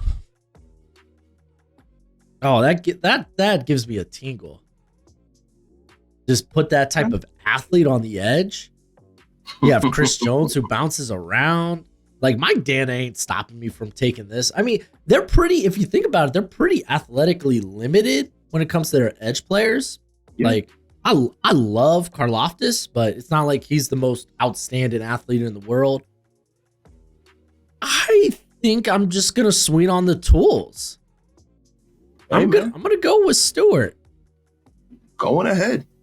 You go on ahead, buddy. Oh, I didn't expect to go there at first. I had no idea what I was doing, but I found it. I found it. Now, look, the Eagles, world champion Eagles, man. There's a lot of ways that you can go, man. They have a lot of balance on that roster. And then when you start talking about, Howie Roseman and him, a lot of the times taking best player available, right? So you gotta look in this draft, right? When you start looking at the Eagles, who and where's their biggest need at, right? One of their biggest needs that screams on this roster is safety. Yep. You know what I mean? Like, they have some departures in their defensive backfield. C.J. Gardner-Johnson. Look, listen, they're pretty good at corner, but at safety, they have a little bit of an issue there. And I need you to see if my guy is still available. Oh, he's available. Is he available? Yes, sir. Nick Amawari, man. That is a Howie Long. I'm not Howie Long. Look, Raiders on the brain. That is a Howie Roseman pick right there. He's an athlete. He's surrounded by a bunch of terrific defenders. This kid will go there and flourish and be a superstar with the Philadelphia Eagles. Yeah, I mean, that's what Howie does, right? He just lets talent come to him and smack dab in the face. Howie just being Howie. Yeah, man. And with that, we just got to the second round. You like the NFL draft. Matter of fact, you love the NFL draft, which means you're going to love my draft guide. If you want to know every player your team drafts or even signs as an undrafted free agent, then this is for you. My draft guide updates every day, and you'll be able to see those updates in real time as I add new evals and player backgrounds. It'll have analytics from this year and last year. It'll have the pro day and combine numbers. It'll even have my notes from the Senior and Shrine Bowl. It's a one-time purchase of $30 via PayPal, Venmo, or the Cash App. You can check out the pinned comment or the description if you want to follow those links. And when you do purchase it, please be sure to include your email because it is a Google spreadsheet. So I'm going to require your email. Don't make me hunt it down because I will hunt you down. I will find you and I'll make sure you get your money's worth. Anywho, thanks for supporting the channel. That's a beautiful, beautiful thing, my brother. Oh, man. All right. So, man, the Browns are such a curious case because I think they will go quarterback at some point in this draft class because I think the Falcons might end up keeping Kirk Cousins is the wild thing because he already his guarantee in March, I believe. So they really get nothing for cutting him right now. Well, maybe it could be a trade, but listen, Michael Penix Jr. is the starter. I don't think Kirk Cousins at this point of his career wants to sit on the bench. I agree. I'm sure he's probably gonna try to force his way out of there. I mean, that's just my personal opinion. And I mean, even if that's the case, I think if you do draft a quarterback here, you don't want that guy starting anyway. Yeah, you're looking to develop. So, I think I'm gonna take a swing. Trying to think elsewhere that I could go. You can make the case for running back, but it's such a stacked class. I think I'm okay with kicking that can down the road. Yeah, you can. Yeah, I'll go with Jackson Dart. I think they will try to get a young guy. Might be Jalen Milroe. Apparently, he's going to the draft. Yeah, which that's just fascinating. So, part of me thinks quarterbacks might go earlier than people anticipate. I fell into that trap in 2022. I think when the first one goes, after the first two, once that third one goes, there's going to be a run on quarterbacks. I think personally. Yeah, I fell into that trap in 2022 and thought there might have been a run on quarterbacks, and then we had one in the first, and then it got pushed all the way back to the third round. So I don't know if I'm willing to fall into that trap again, but I guess we'll see. But I'll go Jackson Dart here. And you know what? I'm going to follow you up right here in New York. You have a situation where you have a Joe Schoen and you have a Brian Daboll who really has been really gun shy with drafting quarterbacks, right? They didn't have their guy here with Daniel Jones. They tried to develop him. And next year is going to be a generational quarterback draft. This one wasn't as highly touted as next year. And I think the Giant brass are probably thinking, listen, we'll allow you to go out there, go get 2 veterans. You got Jameis Winston and you got Russ. Kick the tires on those guys. See if one of those guys can be your starter. And we'll allow you to draft a quarterback that you can develop. But if the whole thing goes crashing down, we're still in a position next year where we're viable to draft a quarterback high, and we'd be cleaning house. We'd be getting rid of our GM, our head coach, and starting fresh quarterback, GM, head coach. But with that said, I think the Giants are going to allow Dayball. They're going to give him his shiny new toy and get him Jalen Milroe. I think Jalen Milroe for the Giants is a good pick, and I think he'd come in and Russell Wilson and Jameis Winston will probably have to fight out that spot for the starter, and then the other one will probably get jettisoned or traded. Okay. Yeah, I mean, I think Milroe's going to go a lot higher than where he may be on people's draft boards. There's no arguing the dude's upside. Or is it? Phenomenal athlete, big arm. No arguing it. Tennessee Titans. What the hell am I doing? I'm looking down at all these wide receivers, and all they have is Calvin Ridley. This pick's wide receiver, 100%. The question is, which wide receiver would fit? I think Emeka Ibuka just being a little bit more of the route runner, which is wild. I got Burden higher on my board, but I'm looking to pair up somebody with Ridley. I think I need someone a little bit more developed as a route runner, and that is Ibuka. He's got a higher floor than Burden. So, okay. Yeah, I'm going to go with Emeka Ibuka. Emeka Ibuka. Yeah, he is your greens, right? You may not love your veggies, but you need them. Emeka Ibuka is the type of guy that's like, you may not love it, but he's a guy you need in your wide receiver room. Nah, definitely. So, we're on the clock. We're up here. We need some wide receiver help. You got Sunshine, Trevor Lawrence, baby. Got to get him some help at wide receiver. Sunshine Ronnie Bass. Luther Burden is there. Luther Burden, 5'2" athlete. It makes them all the sense in the world. You can go there and that kid could possibly develop to be possibly a number one. You can design your offense around him. They already got a lot of help in the running back room. And, to me, it makes a whole lot of sense, man. And even with Grace Abel sitting right there. Yeah. I'm going to let you take this pick for the Raiders. If you're okay with that. Yeah, and I'm definitely okay with that. It's my Raiders, right? All right, and you look at the Raiders, right? We went. You got Genty. We went Genty. We got Genty, and there's some guys on the board that you didn't think were going to be available. You got Geno Smith in there. Our interior line. You have some guys there that could be questions. We went out and got Jackson Powers Johnson. We have a stalwart at left tackle that's been there for years and years and years and years. And Colton Miller. Colton Miller looks like he's good to go. You know what I mean? DJ Glaze, right tackle. He looks like he's going to be there. And then the competition will probably be at one of the guard positions. And with a guy like Grace Abel still being on the board, it is just too much to turn down. You can support your run game and support your new quarterback, help this offense out in a big way. Grace Abel to the Raiders. Ooh. And I know we need some corner help and everything, but when you got Jordan Meredith and you got Alex Kappa fighting for and Dylan Parham fighting for those guard positions, you got to bring in a guy that immediately walks into that room and takes one of those guard positions, and you can have those other 3 guys fight it out for the other one. So now you've taken something that was considered a weakness and made it a strength on this team. I like that. And that falls right in line with taking best player available. Zabel's the highest guy I have left on the board. BPA, man. That's what the Raiders are going to do this year. It's the best approach. It is the best approach to any draft. All right. To get us back on track, I'm going to have you help me make this pick for the Patriots, and then I'll hop back on with the odds with the Bears pick.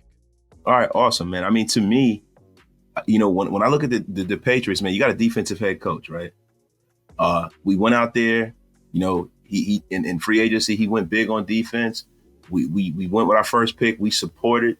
our young quarterback, but I think we're gonna go defense here, man. And to me, you know, Tyleik Williams, man, Ohio State, terrific young defensive tackle, man. And I think he fits right in line with an Ohio State guy himself and Mike Vrabel.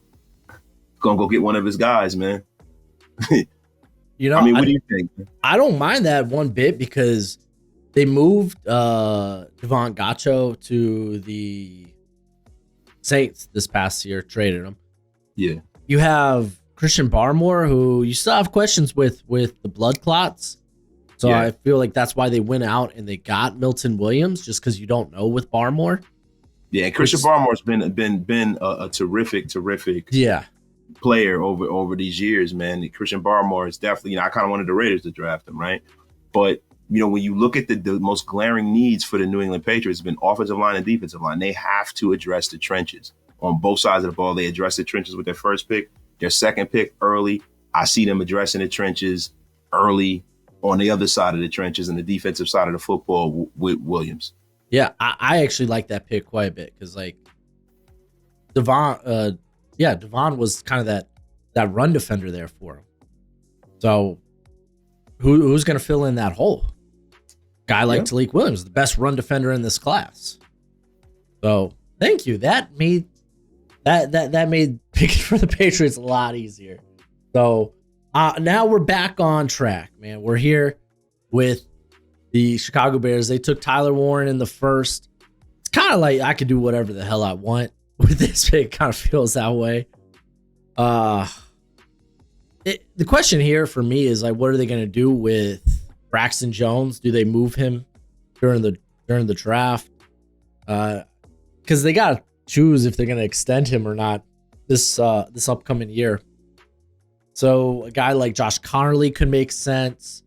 Grabbing more pass rush is never a bad idea. Just isn't. I wouldn't mind Tyleik Williams actually for this squad. Like, looking at it, they brought in Gray Jarrett. I think they're gonna play him more as a DPR, like a designated pass rush guy, opposed to, like, okay, well, who's gonna come in early downs and play the run for us? So actually, Williams would have been really, really nice, but he's not here. So I'm looking at this like, crap. Edge becomes fascinating. You got like a guy like Scorden. There's Landon Jackson with the upside. Umami Ellen. Swinson. There's a lot of guys. So maybe I'm not going to fret there.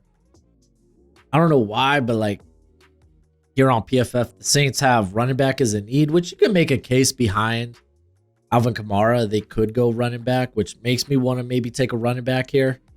Mm-hmm. If I'm looking to pair DeAndre Swift up with somebody. Question is, who would that guy be? Part of me, it's going to be one of the Ohio State running backs. Okay. The question is, which one of those backs is it going to be? Do I want the Lightning or do I want the Thunder? I think you're going to need the Thunder, man. Yeah, that's what I was thinking. So I think I'm going to go with Quinshon Judkins. Yeah, he's a 3-down back. Yep. He's a 3-down back. People can't go wrong. He gets kind of lost in this because he was split in that backfield. But yeah, people forget the kind of player he was when he was at Ole Miss. Yeah. They forget. Judkins is a load to bring down. I think he could possibly be, him and Henderson, to me, a lot of people say Marion Hampton, but for me, those two guys are right up there that can be kind of the guys that are challenging Genty as the best guy out of the class. I think those are the guys. I think some of the other guys like RJ Harvey and Sampson, they're little smaller guys. Yeah. So you kind of take that with a grain of salt. But yeah, those are the four running backs I think that are class of this draft. Yeah, I agree. That's how my top four goes. I got Genty, Hampton, and then the Ohio State guys. Yeah, I mean, so for me, when you talk about the Saints, the Saints' biggest needs to me, cornerback, offensive line, and wide receiver. They went out there. They got Shedeur Sanders. I think when you start talking about at this point in the draft, man, you got to start looking at, your wide receivers and your corners, right? You got to start looking at your wide receiver and your corners. So you had a little run on corners. Trey Amos is a guy that a lot of people, kind of, it's a mixed bag with Trey Amos, right? It's a mixed bag with him. He's not a guy that a lot of people would take at this pick. I mean, I don't know about you. How do you feel about Trey Amos? I think I have Amos right around this. Oh, actually, I might have him a little bit higher. You have him a little bit higher. A lot of people like Trey Amos, right? Yeah, I got him at 37 on my big board. You got him at 37? But the Saints have kind of been in salary cap hell. They have to do a lot of nonsense to get their cap going. And you have a wide receiver from Stanford. Big body guy. He can be that number one guy for Shedeur Sanders. We took Shedeur in our mock. We're going to go QB wide receiver. We're going to go offensive heavy. We're going to throw the baby out with the bathwater here, man. We are going wide receiver, man. You're going to go with Alec Manor? Yes. Look, you know what's funny about Alec, man? He's a guy that nobody really talks about. Yeah. And I think he's going to have that Drake May effect. Not Drake May, but Drake London effect. He's going to get to the National Football League and he's going to play a lot better than people expect, man. I think that's the perfect pick for the Saints. Yeah, he's been stuck on bad Stanford teams. Yes, he has. I think he's going to show. She's going to show up and show out as soon as he gets to the National Football League. Oh, man, Bears! I'm in position to do some things if I want. So I don't think corner's off the table here. I liked Tyreek Stevenson coming out, but ever since that Commanders game with him pumping up, not even pumping up, but like teasing the crowd, and then the Hail Mary hits. It kind of felt like his season just went downhill from there. Yeah, man. He definitely got a little air let out of his sails there. Yeah, and they've been supplementing, like rotating him in with Terrell Smith, who I think is a good like rotation player. But if you want more, I mean, this might be the spot to take it. I think Amos is a guy that, and I got a little scared when you were talking about him. I specifically didn't bring up corner. So I know. And plus, I look, I can see that, the Bears, that's a glaring need right there, man. It just makes sense. Yeah. I also toss and turn with safety. We could talk about the defensive line, but in this class, you could really take defensive line later on. It's a good class. I would consider Kevin Winston here as well. I think he would be in the safety one discussion if he didn't get hurt. His 2023 tape's really fun. But I am going to go with Amos. I think he fits Dennis Allen, playing a lot of press, playing that man, playing aggressive and physical. That's kind of Amos's game. Your boy D.A., man. Former Raider head coach. Yeah, well, right? That's the thing, man. He's just a better coordinator than head coach. Yeah, he is. And I think he understands that at this point in his career. If he doesn't, I think that the world has shown him that. But look, now we're starting to get into the meat and potatoes of the draft, right? Oh, so, the New York Jets have addressed their offensive line with Armin Mimbu. But there are a lot of needs on this team, right? There are a lot of needs on this team. A lot of needs. And when I think about the New York Jets, one of their needs is backup quarterback and a guy that they can develop for the future. Now, I know they went out and they got a young guy out of Ohio State. And I think they're going to get another guy out of Ohio State, man. They're going to go for Will Howard. I think Will Howard will be the perfect quarterback to come in there in New York and push Justin Fields. And, the Jets have been looking for their franchise quarterback since the days of Joe Willie. And I'm telling you right now, man, they got a guy. You got the two Ohio State guys battling it out. This year to be Justin Fields, but I could see Will Howard really, really in a real way challenging him for that starting position going forward. And it's low investment. If it doesn't work out, doesn't really mean anything to you. Look what the tight ends and Will Levis, they were super willing to move on from him because low investment. It's not a first rounder. I don't mind that, actually.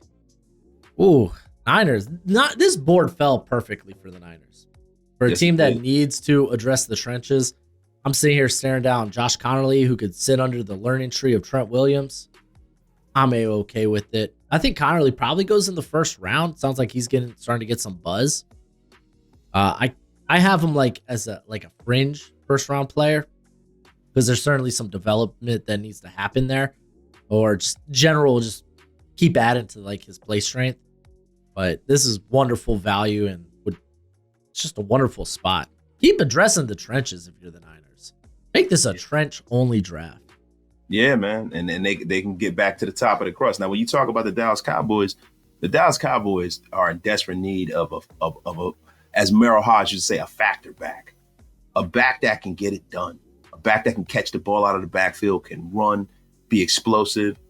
And look, we just went through our draft hierarchy when we started talking about running backs, and Trayvon Henderson is the guy. You know what I mean? Injuries weren't an issue last season. He got healthy. He showed what kind of a superstar he was, man. But Henderson is a guy that checks many, many boxes. I can see that being the Dallas Cowboys pick. Absolutely. And I mean, you're pairing him up with the combination of Miles Sanders and Devontae Williams. Those aren't guys for the future. And Henderson's kind of perfect here. He's just like a 10 to 15 touch guy that is going to give you a lot of explosive plays. That can break one for you. And he's a guy that's going to take touches away from the two guys that you named, Miles Sanders. Exactly. You know, he's going to take I think he won't be a 10 to 15 touch. I think he'll be a 20, 25 touch guy with the Dallas Cowboys when he shows how explosive he is. Oh, Indianapolis Colts. Tyler Booker in the first. This is a team I'm okay taking like defensive line with, but they just brought back Mo Alley Cox. He's nothing more than a tight end too. Jelani Woods can't stay healthy, unfortunately. Very high upside guy, just can't stay healthy. They're probably still going to be in the tight end market. Now the question is, who is that tight end here, right? It's either, for me at least, it's either a Mason Taylor or Elijah Royal. I think Arroyo gives you more splash. It's just, you kind of question, he had the ACL injury that took him out for the better part of 2 years. But man, he showed up at the Senior Bowl way more shifty and way more wiggle in his routes than I thought. And I'm a Hurricanes dude. I was like, where? I didn't see this. Granted, we didn't ask a lot from him in terms of his route tree, but there was more meat on the bone than I thought. Mason Taylor, a bit more all around. He brings that name value, being the son of Jason Taylor, what is it, nephew? Is that what a uncle has nephews? I don't know. Yeah. I only got one nephew, I suppose. So I don't know the general title, but nephew of Zach freaking Thomas. Hell yeah. Oh yeah. Zach Thomas is married to one of Jason Taylor's sisters, right? Yeah, isn't that wild? Or is it the other way around? Is Jason Taylor married to Zach Thomas' sister, or which one is it? I don't know. Yeah, I forget. All I know is he's the uncle. Shoot, while we're at it, let's get Patrick Surtain, Sam Madison up in here as uncles. Let's just bring back. Let's get them all up in here, baby. I loved that. That was the defense I grew up on. They had Junior Seau in there. When they brought him in late, yeah. And Sam. You know, that was. Wait, yeah, that was back when. That was like early to mid 2000s. Yeah. That was when we were going through the carousel at quarterback. Yeah. We had Ronnie Brown and Ricky Williams. Back in the Sam Madison days. Yeah, I loved Sam Madison, man. I loved him so much. That was one of my favorite quarterback. That was back when Chris Chambers was a dog. Chris Chambers, man. There's a name for it. Right? Chris Chambers, that's a name, bro. Yeah. So look, if we're moving on, right?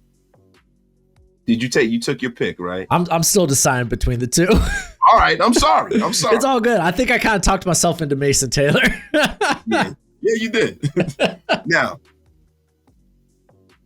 I think the glaring need for the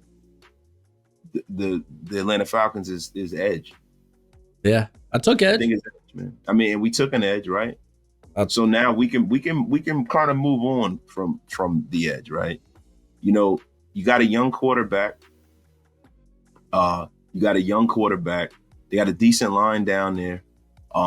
But you want to go and you want to pick the best wide receiver prospect possible, right? So who do we still have on the board at wide receiver? I think we're looking at guys like Jack Best. You got Jalen Royals, Kyle Williams, Trey Harris, Jalen Jack Noel. Beck, to me, should have gone before this. Jack Beck is the guy for me, man. I think with an accurate passer like Michael Penix Jr., he would work wonders. You know, he could be your underneath guy. He could be like kind of your Puka Nacua. I think that would be wonderful for a player like Michael Penix Jr. We're gonna go Jack Beck here. Yeah, and then I mean, shoot, pair him up with Drake London. Then you got Darnell Mooney. He could play inside and out. Dude, get your young quarterback more weapons. I'm all for that. And then hopefully Kyle Pitts can round into shape. Man, yeah, we'll see about that. Yeah, hopefully he can round into shape, and they'll have a pretty dynamic offense. So you took Kelvin Banks for the Cardinals. I still firmly believe this team needs front seven help. They've done quite a bit with the interior. They brought in Josh Sweat as a pass rusher. So maybe you could make an argument. Maybe they don't necessarily go edge. And I mean, with the guys on the board, like there's guys that I like, but I don't think that anyone that would like push Baron Brown in and a healthy BJ Olsholari immediately. I mean, what about Landon Jackson? Landon Jackson is interesting because I think with him, the tools are great. And he is in this range for me. It's just overall polish with him. And I like that he's someone that will try a lot of different things and see what works. Like at the Senior Bowl, that's all it was. He didn't have very many wins, but he was out there trying some things. I love that effort that you got from Landon Jackson, man. Yeah, I love it, man. I mean, especially at the Senior Bowl, I really became a big fan of his from watching some of the Senior Bowl practices. And yeah, like that. I agree. I agree with that. I think instead though, because again, I keep coming back. Oh, this is a deep edge class. Maybe I could get a guy like this. Get a competent player in the third round. Linebacker. I don't like their linebacking core. It's Mac Wilson and that's it. Yeah. I'm going to go with Carson Schwessinger out of UCLA. Beautiful linebacker. Pick. Dude flies around. He is a missile. Like some of his hits, just because he moves so fast, former wide receiver, it's a car crash. You can't look away because he comes in with so much steam, so much momentum. He's got the ability to do good things in coverage. He's only a 1-year starter, a guy that was a walk-on and grinded to that starting position. He brings a hell lot of special teams experience, a wonderful athlete. So I'm going to go with that for the Cards. Oh, man. So look, man, you got to double up, man. You got to double up, baby. This is your team. This is perfect because I already know exactly where I would go here. And I don't think he's high on the PFF board. Let's see where he's at. Oh, they got him as a tackle. I really like for the Dolphins, Jonah Savaiinaea out of Arizona. I love that pick. I love the movement skills. I think he has right tackle, left tackle experience. He might end up being a better guard in the NFL. He did play guard his freshman season. It was at right guard, but again, this is a dude that played left tackle this past season. He's an immediate improvement over Liam Eichenberg, which you could throw me at left guard, and it's an immediate improvement over Liam Eichenberg. Oh, come on. Dude, straight up. That's how I feel. And I know you got Tommy Eichenberg on your roster. He's a good player. Liam, not so much. So I'm going to take Savaiinaea right here. All right, man. I mean, look, Cincinnati Bengals had a glaring need at edge and at safety. And look, you got to look at, when you start talking about the National Football League, you got to kind of connect the dots with some of the relationships, the familiarity. Al Golden, there on the staff with the Bengals, man. And, when he was at Notre Dame, he was there with Xavier Watts, man. And Xavier Watts, senior, big physical safety, man, 6 foot, 204 pounds, man. I mean, to me, it's a no-brainer, man. It's a no-brainer, man. I think they would address that need, and I think he could be a stalwart there for them for the next few years. Yeah. I mean, dude's got the ball skills. 13 interceptions the last 2 years. Absolutely nuts. So I got the Seahawks. Somehow got Tetero McMillan. Gotta love that first round. They're actually going to have essentially back-to-back picks here. So because I know I want to go offensive line.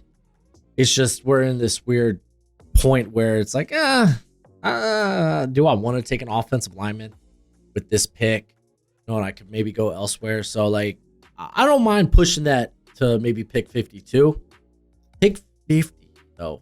What do I do with it? I think they wouldn't mind a space eater. That way Byron Murphy can be more of this penetrating type. You could talk safety. Kevin Winston would be fun. You could talk corner. They really don't have an outside corner next to Reek Wolin. They got Devon Witherspoon, but he primarily plays safe or plays in the slot. So corner is actually kind of a thought here. And actually, we were actually discussing Savone Revel potentially going to the Bengals. And I think I'm actually going to take him here. I've said actually like 25 times. Apparently. Supposedly, perhaps.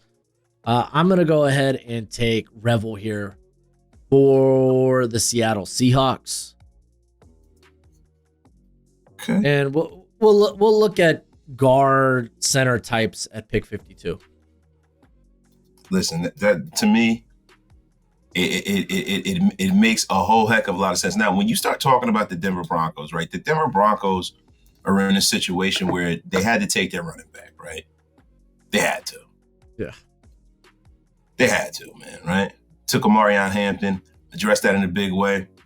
They got that young quarterback and Bo Nix, got that young, running back that's going to be a part of their triplets right there. Now, look, do they have a decent receiving core? Yeah. But do they need a little more help? Yeah, they do, right? Now, the problem is this is an underwhelming receiving class, right? So who do we have left on the board? We got like a Jalen Royal at Utah State. Got Kyle Williams, Washington State, Trey Harris, Jalen Knoll. That's about it. Look. This is the thing. Jalen Royals would be the safest pick here, for me, for the Denver Broncos. Now, I wanted to go, Isaiah Bond, because he kind of takes the top off of defense, but Isaiah Bond has run into some troubles here. I don't think he would go this early, if I'm being honest. I am going to go Jalen Royals. Yeah, Bond currently out on bond. So yeah, man. I don't think that's going to work, my friend. So Seattle Seahawks, they've had a banger draft. They really have. Tetsuroa McMillan, Revel. I feel great. I feel like I can do whatever the heck I want to do with this pick. And I think I'm probably going to go with the interior, like I kind of alluded to earlier. I'm pretty high on Tate Ratledge out of Georgia. Feels like you can't really go wrong with the Georgia offensive lineman. Well, not necessarily true if you're the Steelers. Broderick Jones hasn't really worked out. Is what it is. I think Broderick Jones will, though. I think he will. You got to give him a little more time. Yeah, I'm hoping that'll click with him because I liked him coming out. But I love Ratledge. I think he's got a really high floor. I think the ceiling might be a little bit higher than what at least I anticipated. I thought he had solid movement skills. Goes at the combine, tests out phenomenally. So we're going to grab him to play either of those guard spots. Because, golly, their interior is just a mess. And I mean, and right here, we're going to the Tampa Bay Buccaneers and glaring need at edge rusher. Oh, they got Donovan Azaraco. We addressed that. We addressed that already, right? We addressed it. So now when you go over there, now you got to go and you got to think, man, what is a Tampa Bay Buccaneer pick at linebacker? Because that linebacker room is getting a little thin, man. And I'm going to say Demetrius night, man. From South Carolina, man. That is a Tampa Bay Buccaneer pick if I've ever seen one, man. This kid is a phenomenal player, man. I'm surprised he's still on the board. I think he could possibly be the best linebacker in the entire draft. I really do. I love this. Yeah, he is legitimately already grown man, mature, and he's a culture guy. He's a locker room guy. This is their new age Derrick Brooks. Now, he doesn't play the kind of ball that Derrick Brooks plays. He's not the cover linebacker that Derrick Brooks was. Who is? But he's a Hall of Famer, right? But from a culture standpoint, for being a leader, walking in the locker room day one, being a grown man, that'd be a great pick for the Tampa Bay Buccaneers. So for the Green Bay Packers, I took Jaden Higgins in the first, so we got that wide receiver need knocked out, hopefully, fingers crossed. Could go with one of the edges. I think a little interesting here. A guy that pops to my head initially is Alfred Collins out of Texas, because they lost TJ Sladen. He was kind of their space eating nose tackle, and he played like over 500 snaps. So that is a starting role, a starting position. Alfred Collins would make sense. With the way the cornerback class is shaked out, I don't mind taking a shot on Benjamin Morrison, hoping the hips are A-okay. I think if he actually was healthy this year, would have been a first rounder. Definitely. Still might be. Never know with the draft, but I'm going to go with Morrison. I think that's just really good value at this juncture. And look, now you got Kenneth Grant. Look, and I know you could say this is a low-hanging fruit, right? You know, the wide receiver on crop is a little underwhelming at this point.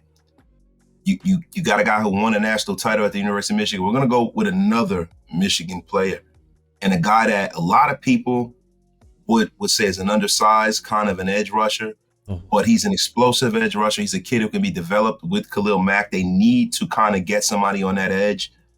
And Josiah Stewart from Michigan, man, pairing him with his college teammate, his college coach, to me makes a whole hell of a lot of sense. I like Stewart a ton. And again, his biggest knock is just that size. Yeah, but with a guy like Khalil Mack, a guy who, Khalil Mack, when you're talking about from being an outside backer, he's a big guy, but from a defensive end standpoint, Khalil Mack is a guy that sometimes doesn't have the range of other defensive ends, right? I think him playing with a guy like Khalil Mack can really show him a lot of the tools of the trade and get him up to speed there. Oh, absolutely. 100%. Buffalo Bills, we took Maxwell Harrison. Strangely enough, I think I might go with secondary again. It's not like they have a dog at safety, and I think Kevin Winston's a dog. I mean, they have a few fine options, and I know Cole Bishop was a second rounder last year. I don't think that stops me. Winston, I have in my top 40, or I think he's like 42, 43, but still top 50 nonetheless. If we're getting the guy from 2023, and I mean, he tried to play through a partially torn ACL. That's the nutty part. Listen, man, that is a guy who loves ball. That's a guy that loves ball. Dude, yeah, I'm gonna snag him there. That's the value's just too good. Panthers took Jahad Campbell first round. You're back with them. So this is a team that they need good players, no matter where they can get them. They need BPA. They need guys that really can come in there and galvanize both sides of that football team, right? Now, when you talk about the wide receiver crop that we got here, let's see who we still got available at wide receiver, right? Because you want to help out your young quarterback. Starting to thin up. Yeah, it's been pretty underwhelming. I think, guys like Xavier Restrepo, who, kind of 40 times himself out of a lot of people's minds and hearts. I think he's still going to get drafted, but it'd be kind of organizational malpractice to take him in the second round. Yeah. Isaiah Bond is in trouble. Savion Williams is a guy that is interesting, right? He's interesting at this point.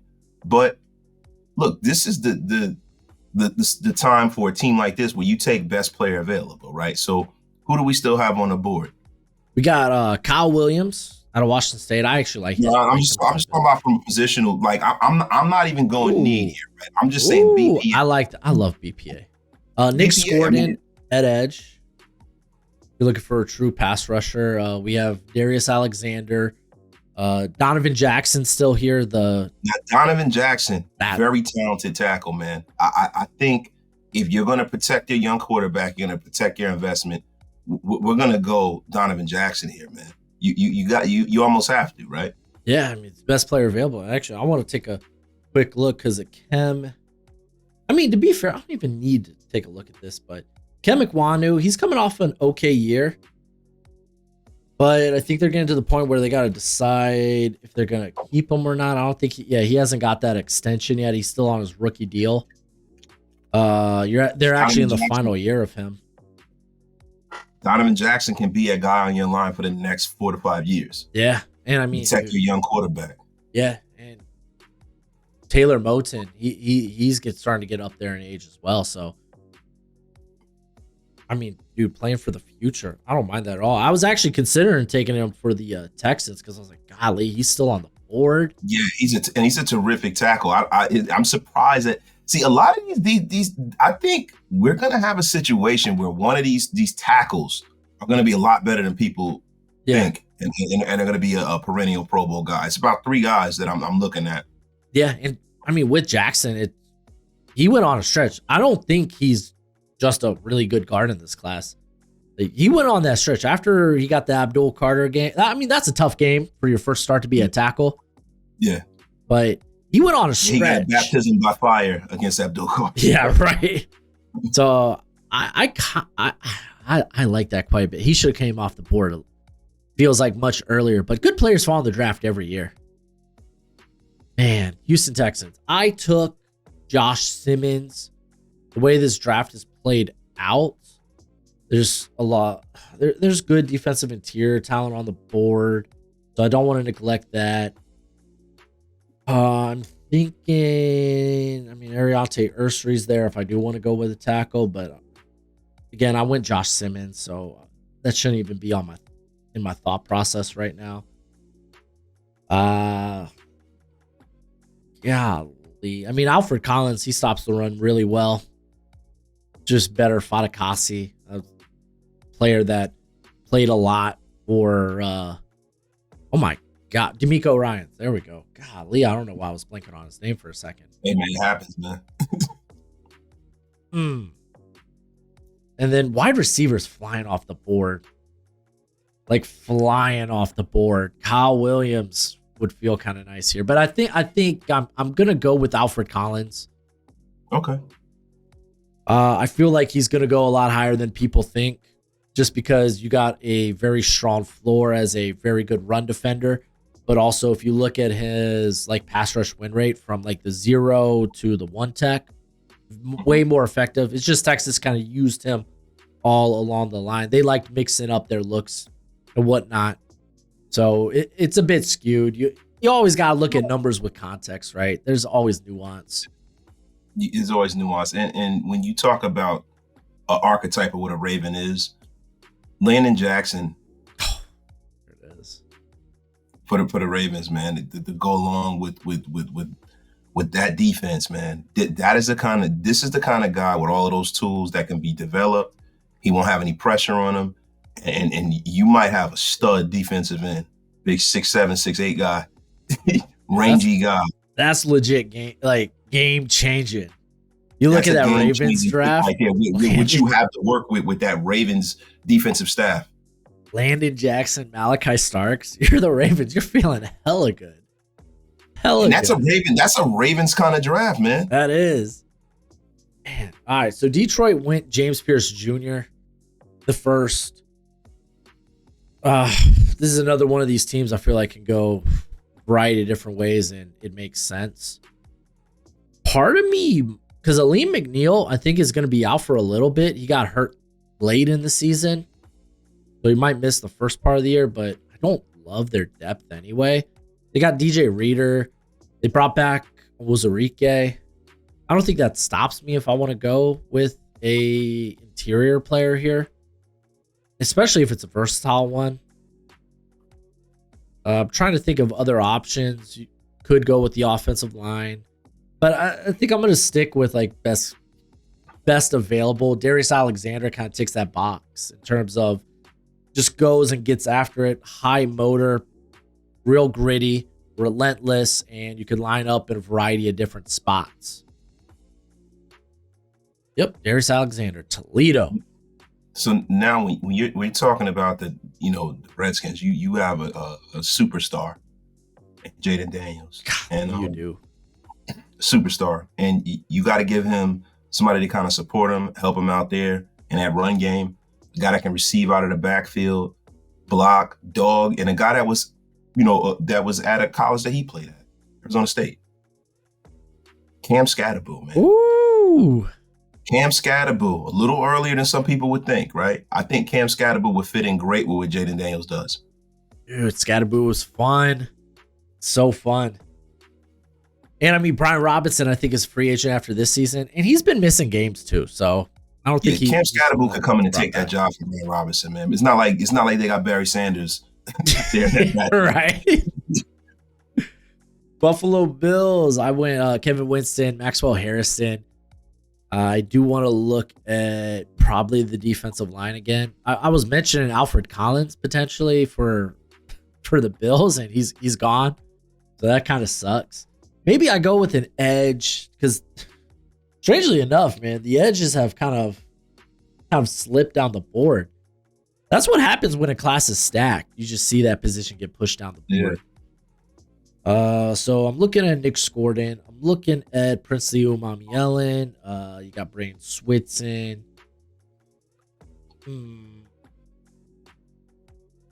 Yeah, I probably want to stick with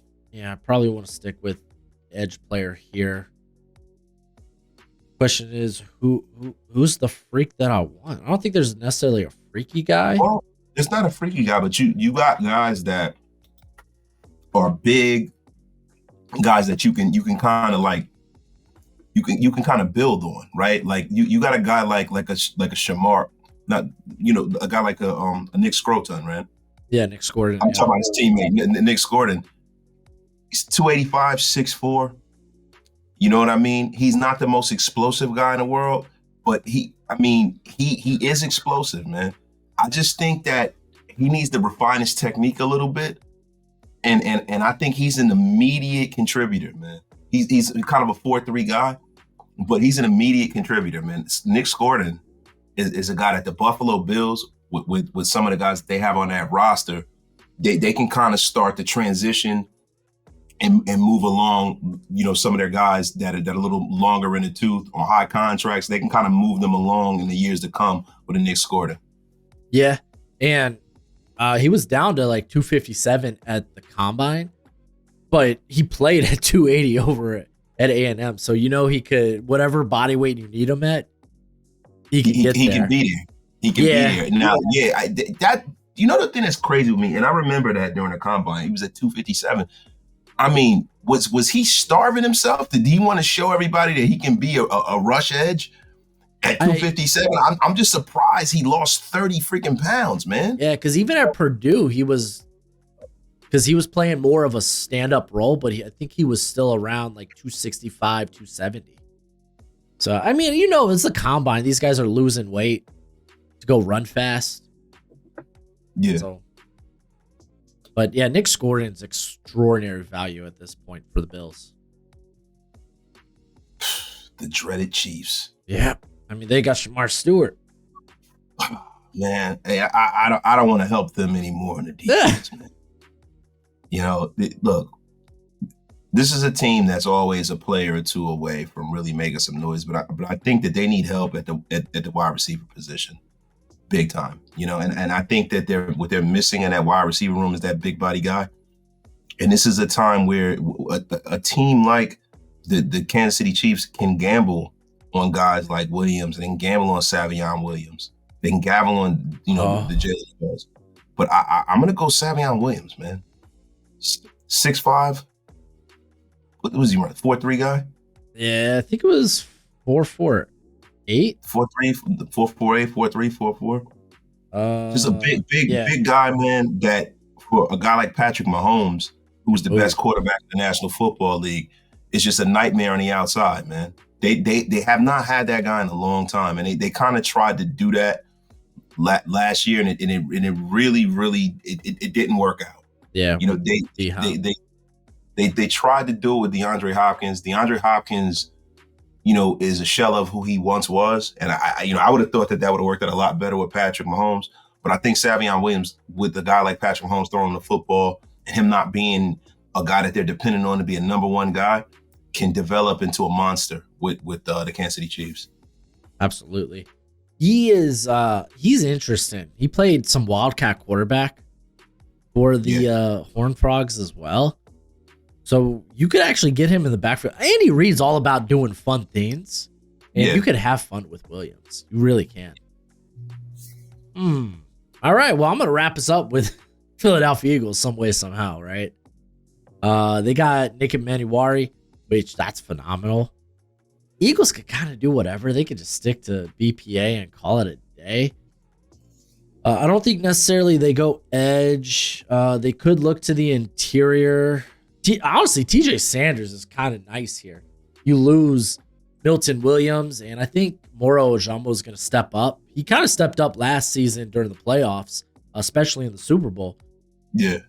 But now they like to be deep at the position. Jordan Davis is coming up on his contract, so they're going to have to make decisions anyway. Yeah. So I'm going to go with Sanders here. Yeah, that makes a lot of sense. That is a Howie Roseman pick if I've ever seen one. BPA, making the strength a strength and keeping it a strength. I doubled up on South Carolina prospects. That's wild. Hey, man, like they've done with Georgia.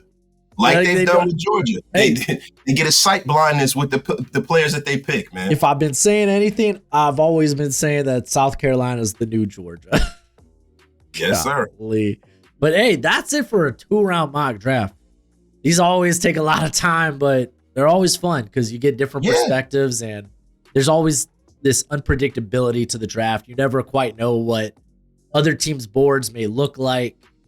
So I'm ready. I'm ready for the draft. I'm ready for the draft too. And to be honest with you, I think this is a very realistic draft, man. Oh, 100%. Barring a couple of little monkey wrenches I've thrown in there, this is a very realistic draft.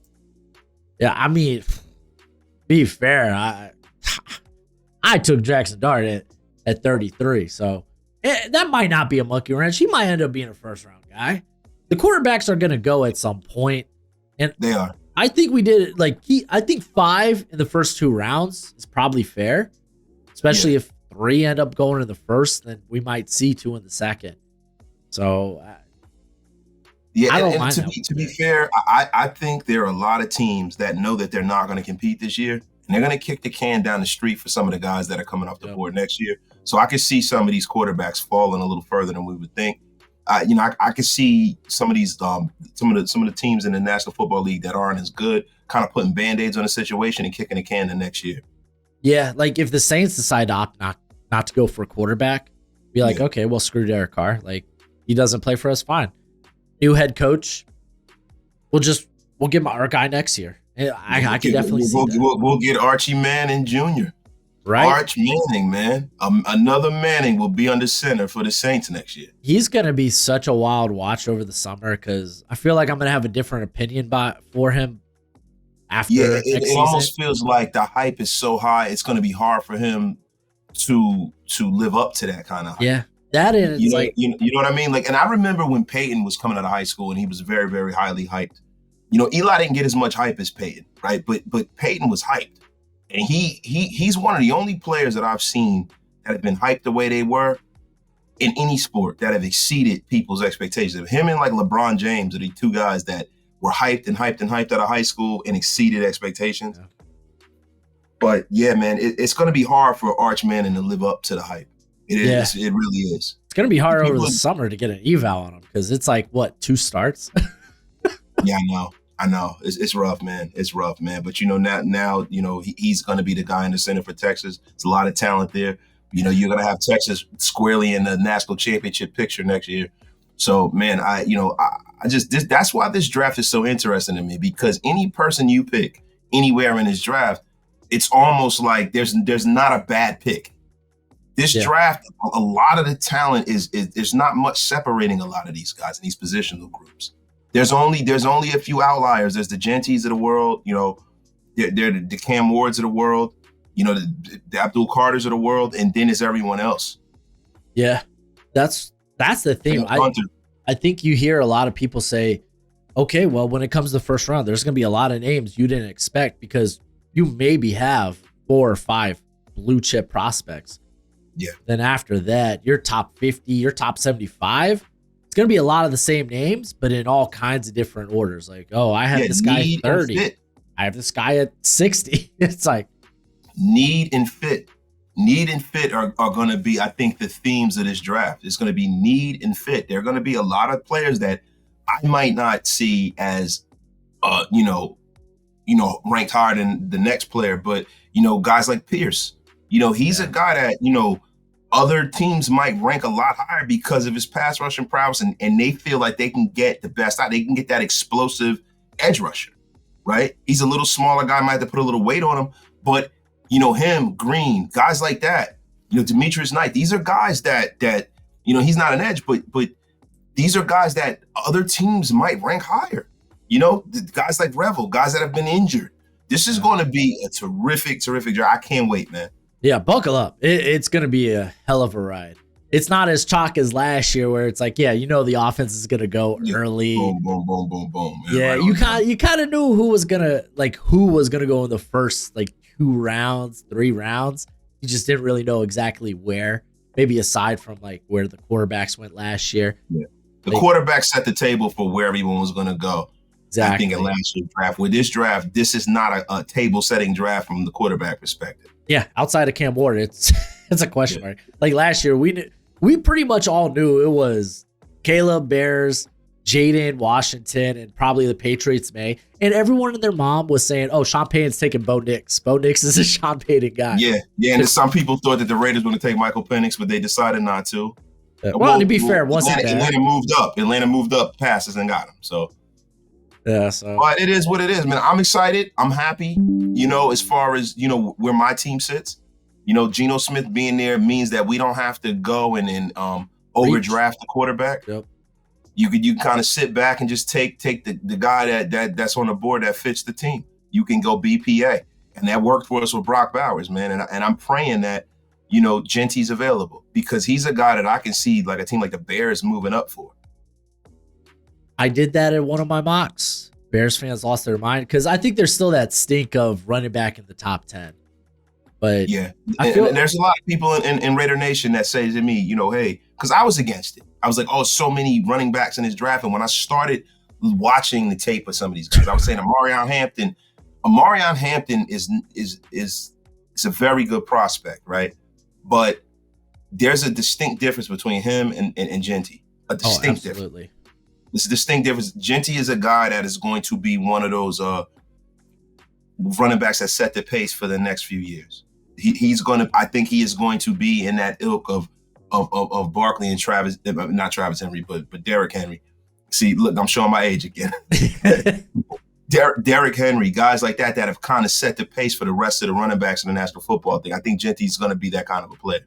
Yeah, and the pendulum's literally swinging the other way when it comes to running backs. Running backs are back in fashion. Teams are playing light boxes, so they're like, fine, we're going to stop the run then. Yeah. Come get it. And we're gonna run it down your throat until you stop it. And listen, football is getting back to old school football. I'm loving it. You got linebackers going high, edges going high, running backs. Let's get back to some football here, man. I'm sick of this wide receiver, quarterback, foo-foo nonsense. And a team like the Raiders, they have the offensive line that can facilitate that. Like y'all are I've been saying this the whole process. Like the Raiders are an ascendant offensive line.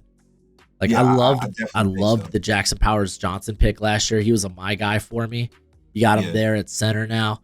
DJ Glaze shocked me. I didn't think it was a great pick at the time. I thought he might be a guard. Had a very encouraging rookie year. Yeah, terrific rookie year. I think they have a lot to work with him at right tackle. I think that he's definitely a kid that you need another year to look at to see whether he's the answer. And then a lot of people don't realize, But Colton Miller's not even 30 years old yet. Yeah. Colton Miller, everybody thinks that he's old man River, but Colton Miller has just been, you can set your watch to Colton Miller, man. Colton Miller, when healthy, when that guy's healthy, man, you could do a lot better than Coleman. Now he will be 30 this year. He'll be 30 in October. But Colton Miller's 29 years old still, man. You can get another few years out of Colton Miller, and you get a guy like a Dylan Parham. Maybe Dylan Parham can, get a little stronger and sustain his guard position. You got Alex Kappa, who has started on a Super Bowl team. He started on the Tampa Bay Buccaneers. He got hurt right before the Super Bowl. Played terrific when he was down there with Tampa Bay. He's a Tom Brady, John Spytek guy. And Jordan Meredith is a guy that came out of nowhere. Yeah. And played terrific last year. And if you have Jordan Meredith as a backup on your team, if you can go and get a starting guard in this draft, listen, Thayer Munford from Ohio State, another Swiss Army knife of an offensive lineman. He can play tackle, he can play guard, both sides. He can actually be Munford's backup because he plays terrific at left tackle. He plays even better at left tackle than he does at right. And even when he's at Ohio State, he played all over the offensive line. So, the Raiders are definitely an ascending offensive unit, and that'll be great for a guy like Geno Smith, who is a 70% passer, very accurate. Yeah. Very, very accurate. And then you have guys on this team, man, like Brock Bowers, who's an ascending superstar, probably looking to be if not, one of the best tight ends in the league, the best tight end in the league. And Jacoby Myers, man, very, very, very underrated Swiss Army knife of a wide receiver. To me, Jacoby Myers is a top 12, 11 guy, no, top 15 guy at his position, but he's terrific for the Raiders, man. And if you go and get a running back and add it to the assortment of weapons with that line, the Raiders can make some noise in the AFC West this year, along with that defense. Yeah, I agree. And this is going to be a good draft for y'all to just go BPA. But BPA all the way, every round. It's the best draft strategy. Too many people treat the freaking draft like free agency 2.0. It ain't that. You're not going to get it necessarily immediate starters, and at least on day two. I think teams that play the long game when it comes to the draft are the ones that are successful. Those are the teams that have those ascensions where you're like, wow, they came out of nowhere. No, they didn't come out of nowhere. They've been building towards their success for the last few years. They've been developing. That's what it is, man. I think a lot of teams have gotten off of the old school kind of, build your team through the draft, promote from within. Pre-salary cap, pre-1992, that is the metric for most teams. If you look at the old Dallas Cowboys, the old Steelers, the old Raiders, Al Davis was more of a trailblazer where he went out and he got guys off the scrap heap from other teams, guys that people jettisoned and threw away, and he brought them and resurrected them to the Raiders, right? But if you look at the Cowboys and you look at the old Steelers of the 70s, it's all guys that they drafted, right? You look at the 49ers of the 80s, Bill Walsh and those guys, and McVay's grandfather. They were out there, they drafted Jerry Rice, man. They drafted Joe Montana. And these are guys that they didn't draft in the first round. They drafted Roger Craig. They drafted John Taylor out of Delaware State University. They drafted Jerry Rice out of Mississippi Valley State. These are the kind of teams that are successful. They left no stone unturned, and they brought in a lot of guys that no one was thinking were going to be what they were, and they became some of the all-time greats in this league. So I think, to me, if I'm building an organization, my roster should be filled out, if I'm successful, with 75 to 80% drafted players, and the rest free agents and guys just sprinkling in there and UDFAs and stuff like that. Yeah. And I think if you have that kind of roster, you have a successful roster. It keeps your roster cheap as well if you do want to go make those splash plays in free agency. Yeah, you could swing big, bring that one big free agent in a year, spend wisely, and then you can kind of have the timetable of their contract set to the way you've drafted over the previous 2 to 3 years. Exactly, I like it. But hey, this was fun. Go ahead, let them know where they can find you before we head on out. Raider Nation Unlimited, featuring Wasted Talent over on YouTube at Wasted Talent Raiders on all handles, Twitter, Instagram, All my Raider fans out there, if you're not following me, get with it or get lost. All football fans, we talk football over there. Come on over to Raider Nation Unlimited. We have cookies. Pay your bar tabs and hit that subscribe button. It costs you nothing. Oh, I need a better line. I'm just what's listen, you talk to me, man. I am like a Swiss Army knife. I am like a veritable jukebox of sayings, man. I'm telling you right now, man. I'm telling you. We'll talk. I'll give you one, man. I'll give you one free of charge, man. I know, man. People come to my channel, I start saying girthy, meaty, big men, and they don't think they're on a football channel. Pause. Pause all the way around. All the pauses in the world, Broshmo. They're like, how do I get to OnlyFans? What is this? I was trying to go on YouTube. I mean, Broshmo, listen, you got to stop with the feet pics. Stick to football. Hey, dude, it pays the bills. But as always, until next time, our friends, y'all take it easy and later. What a smooth outro.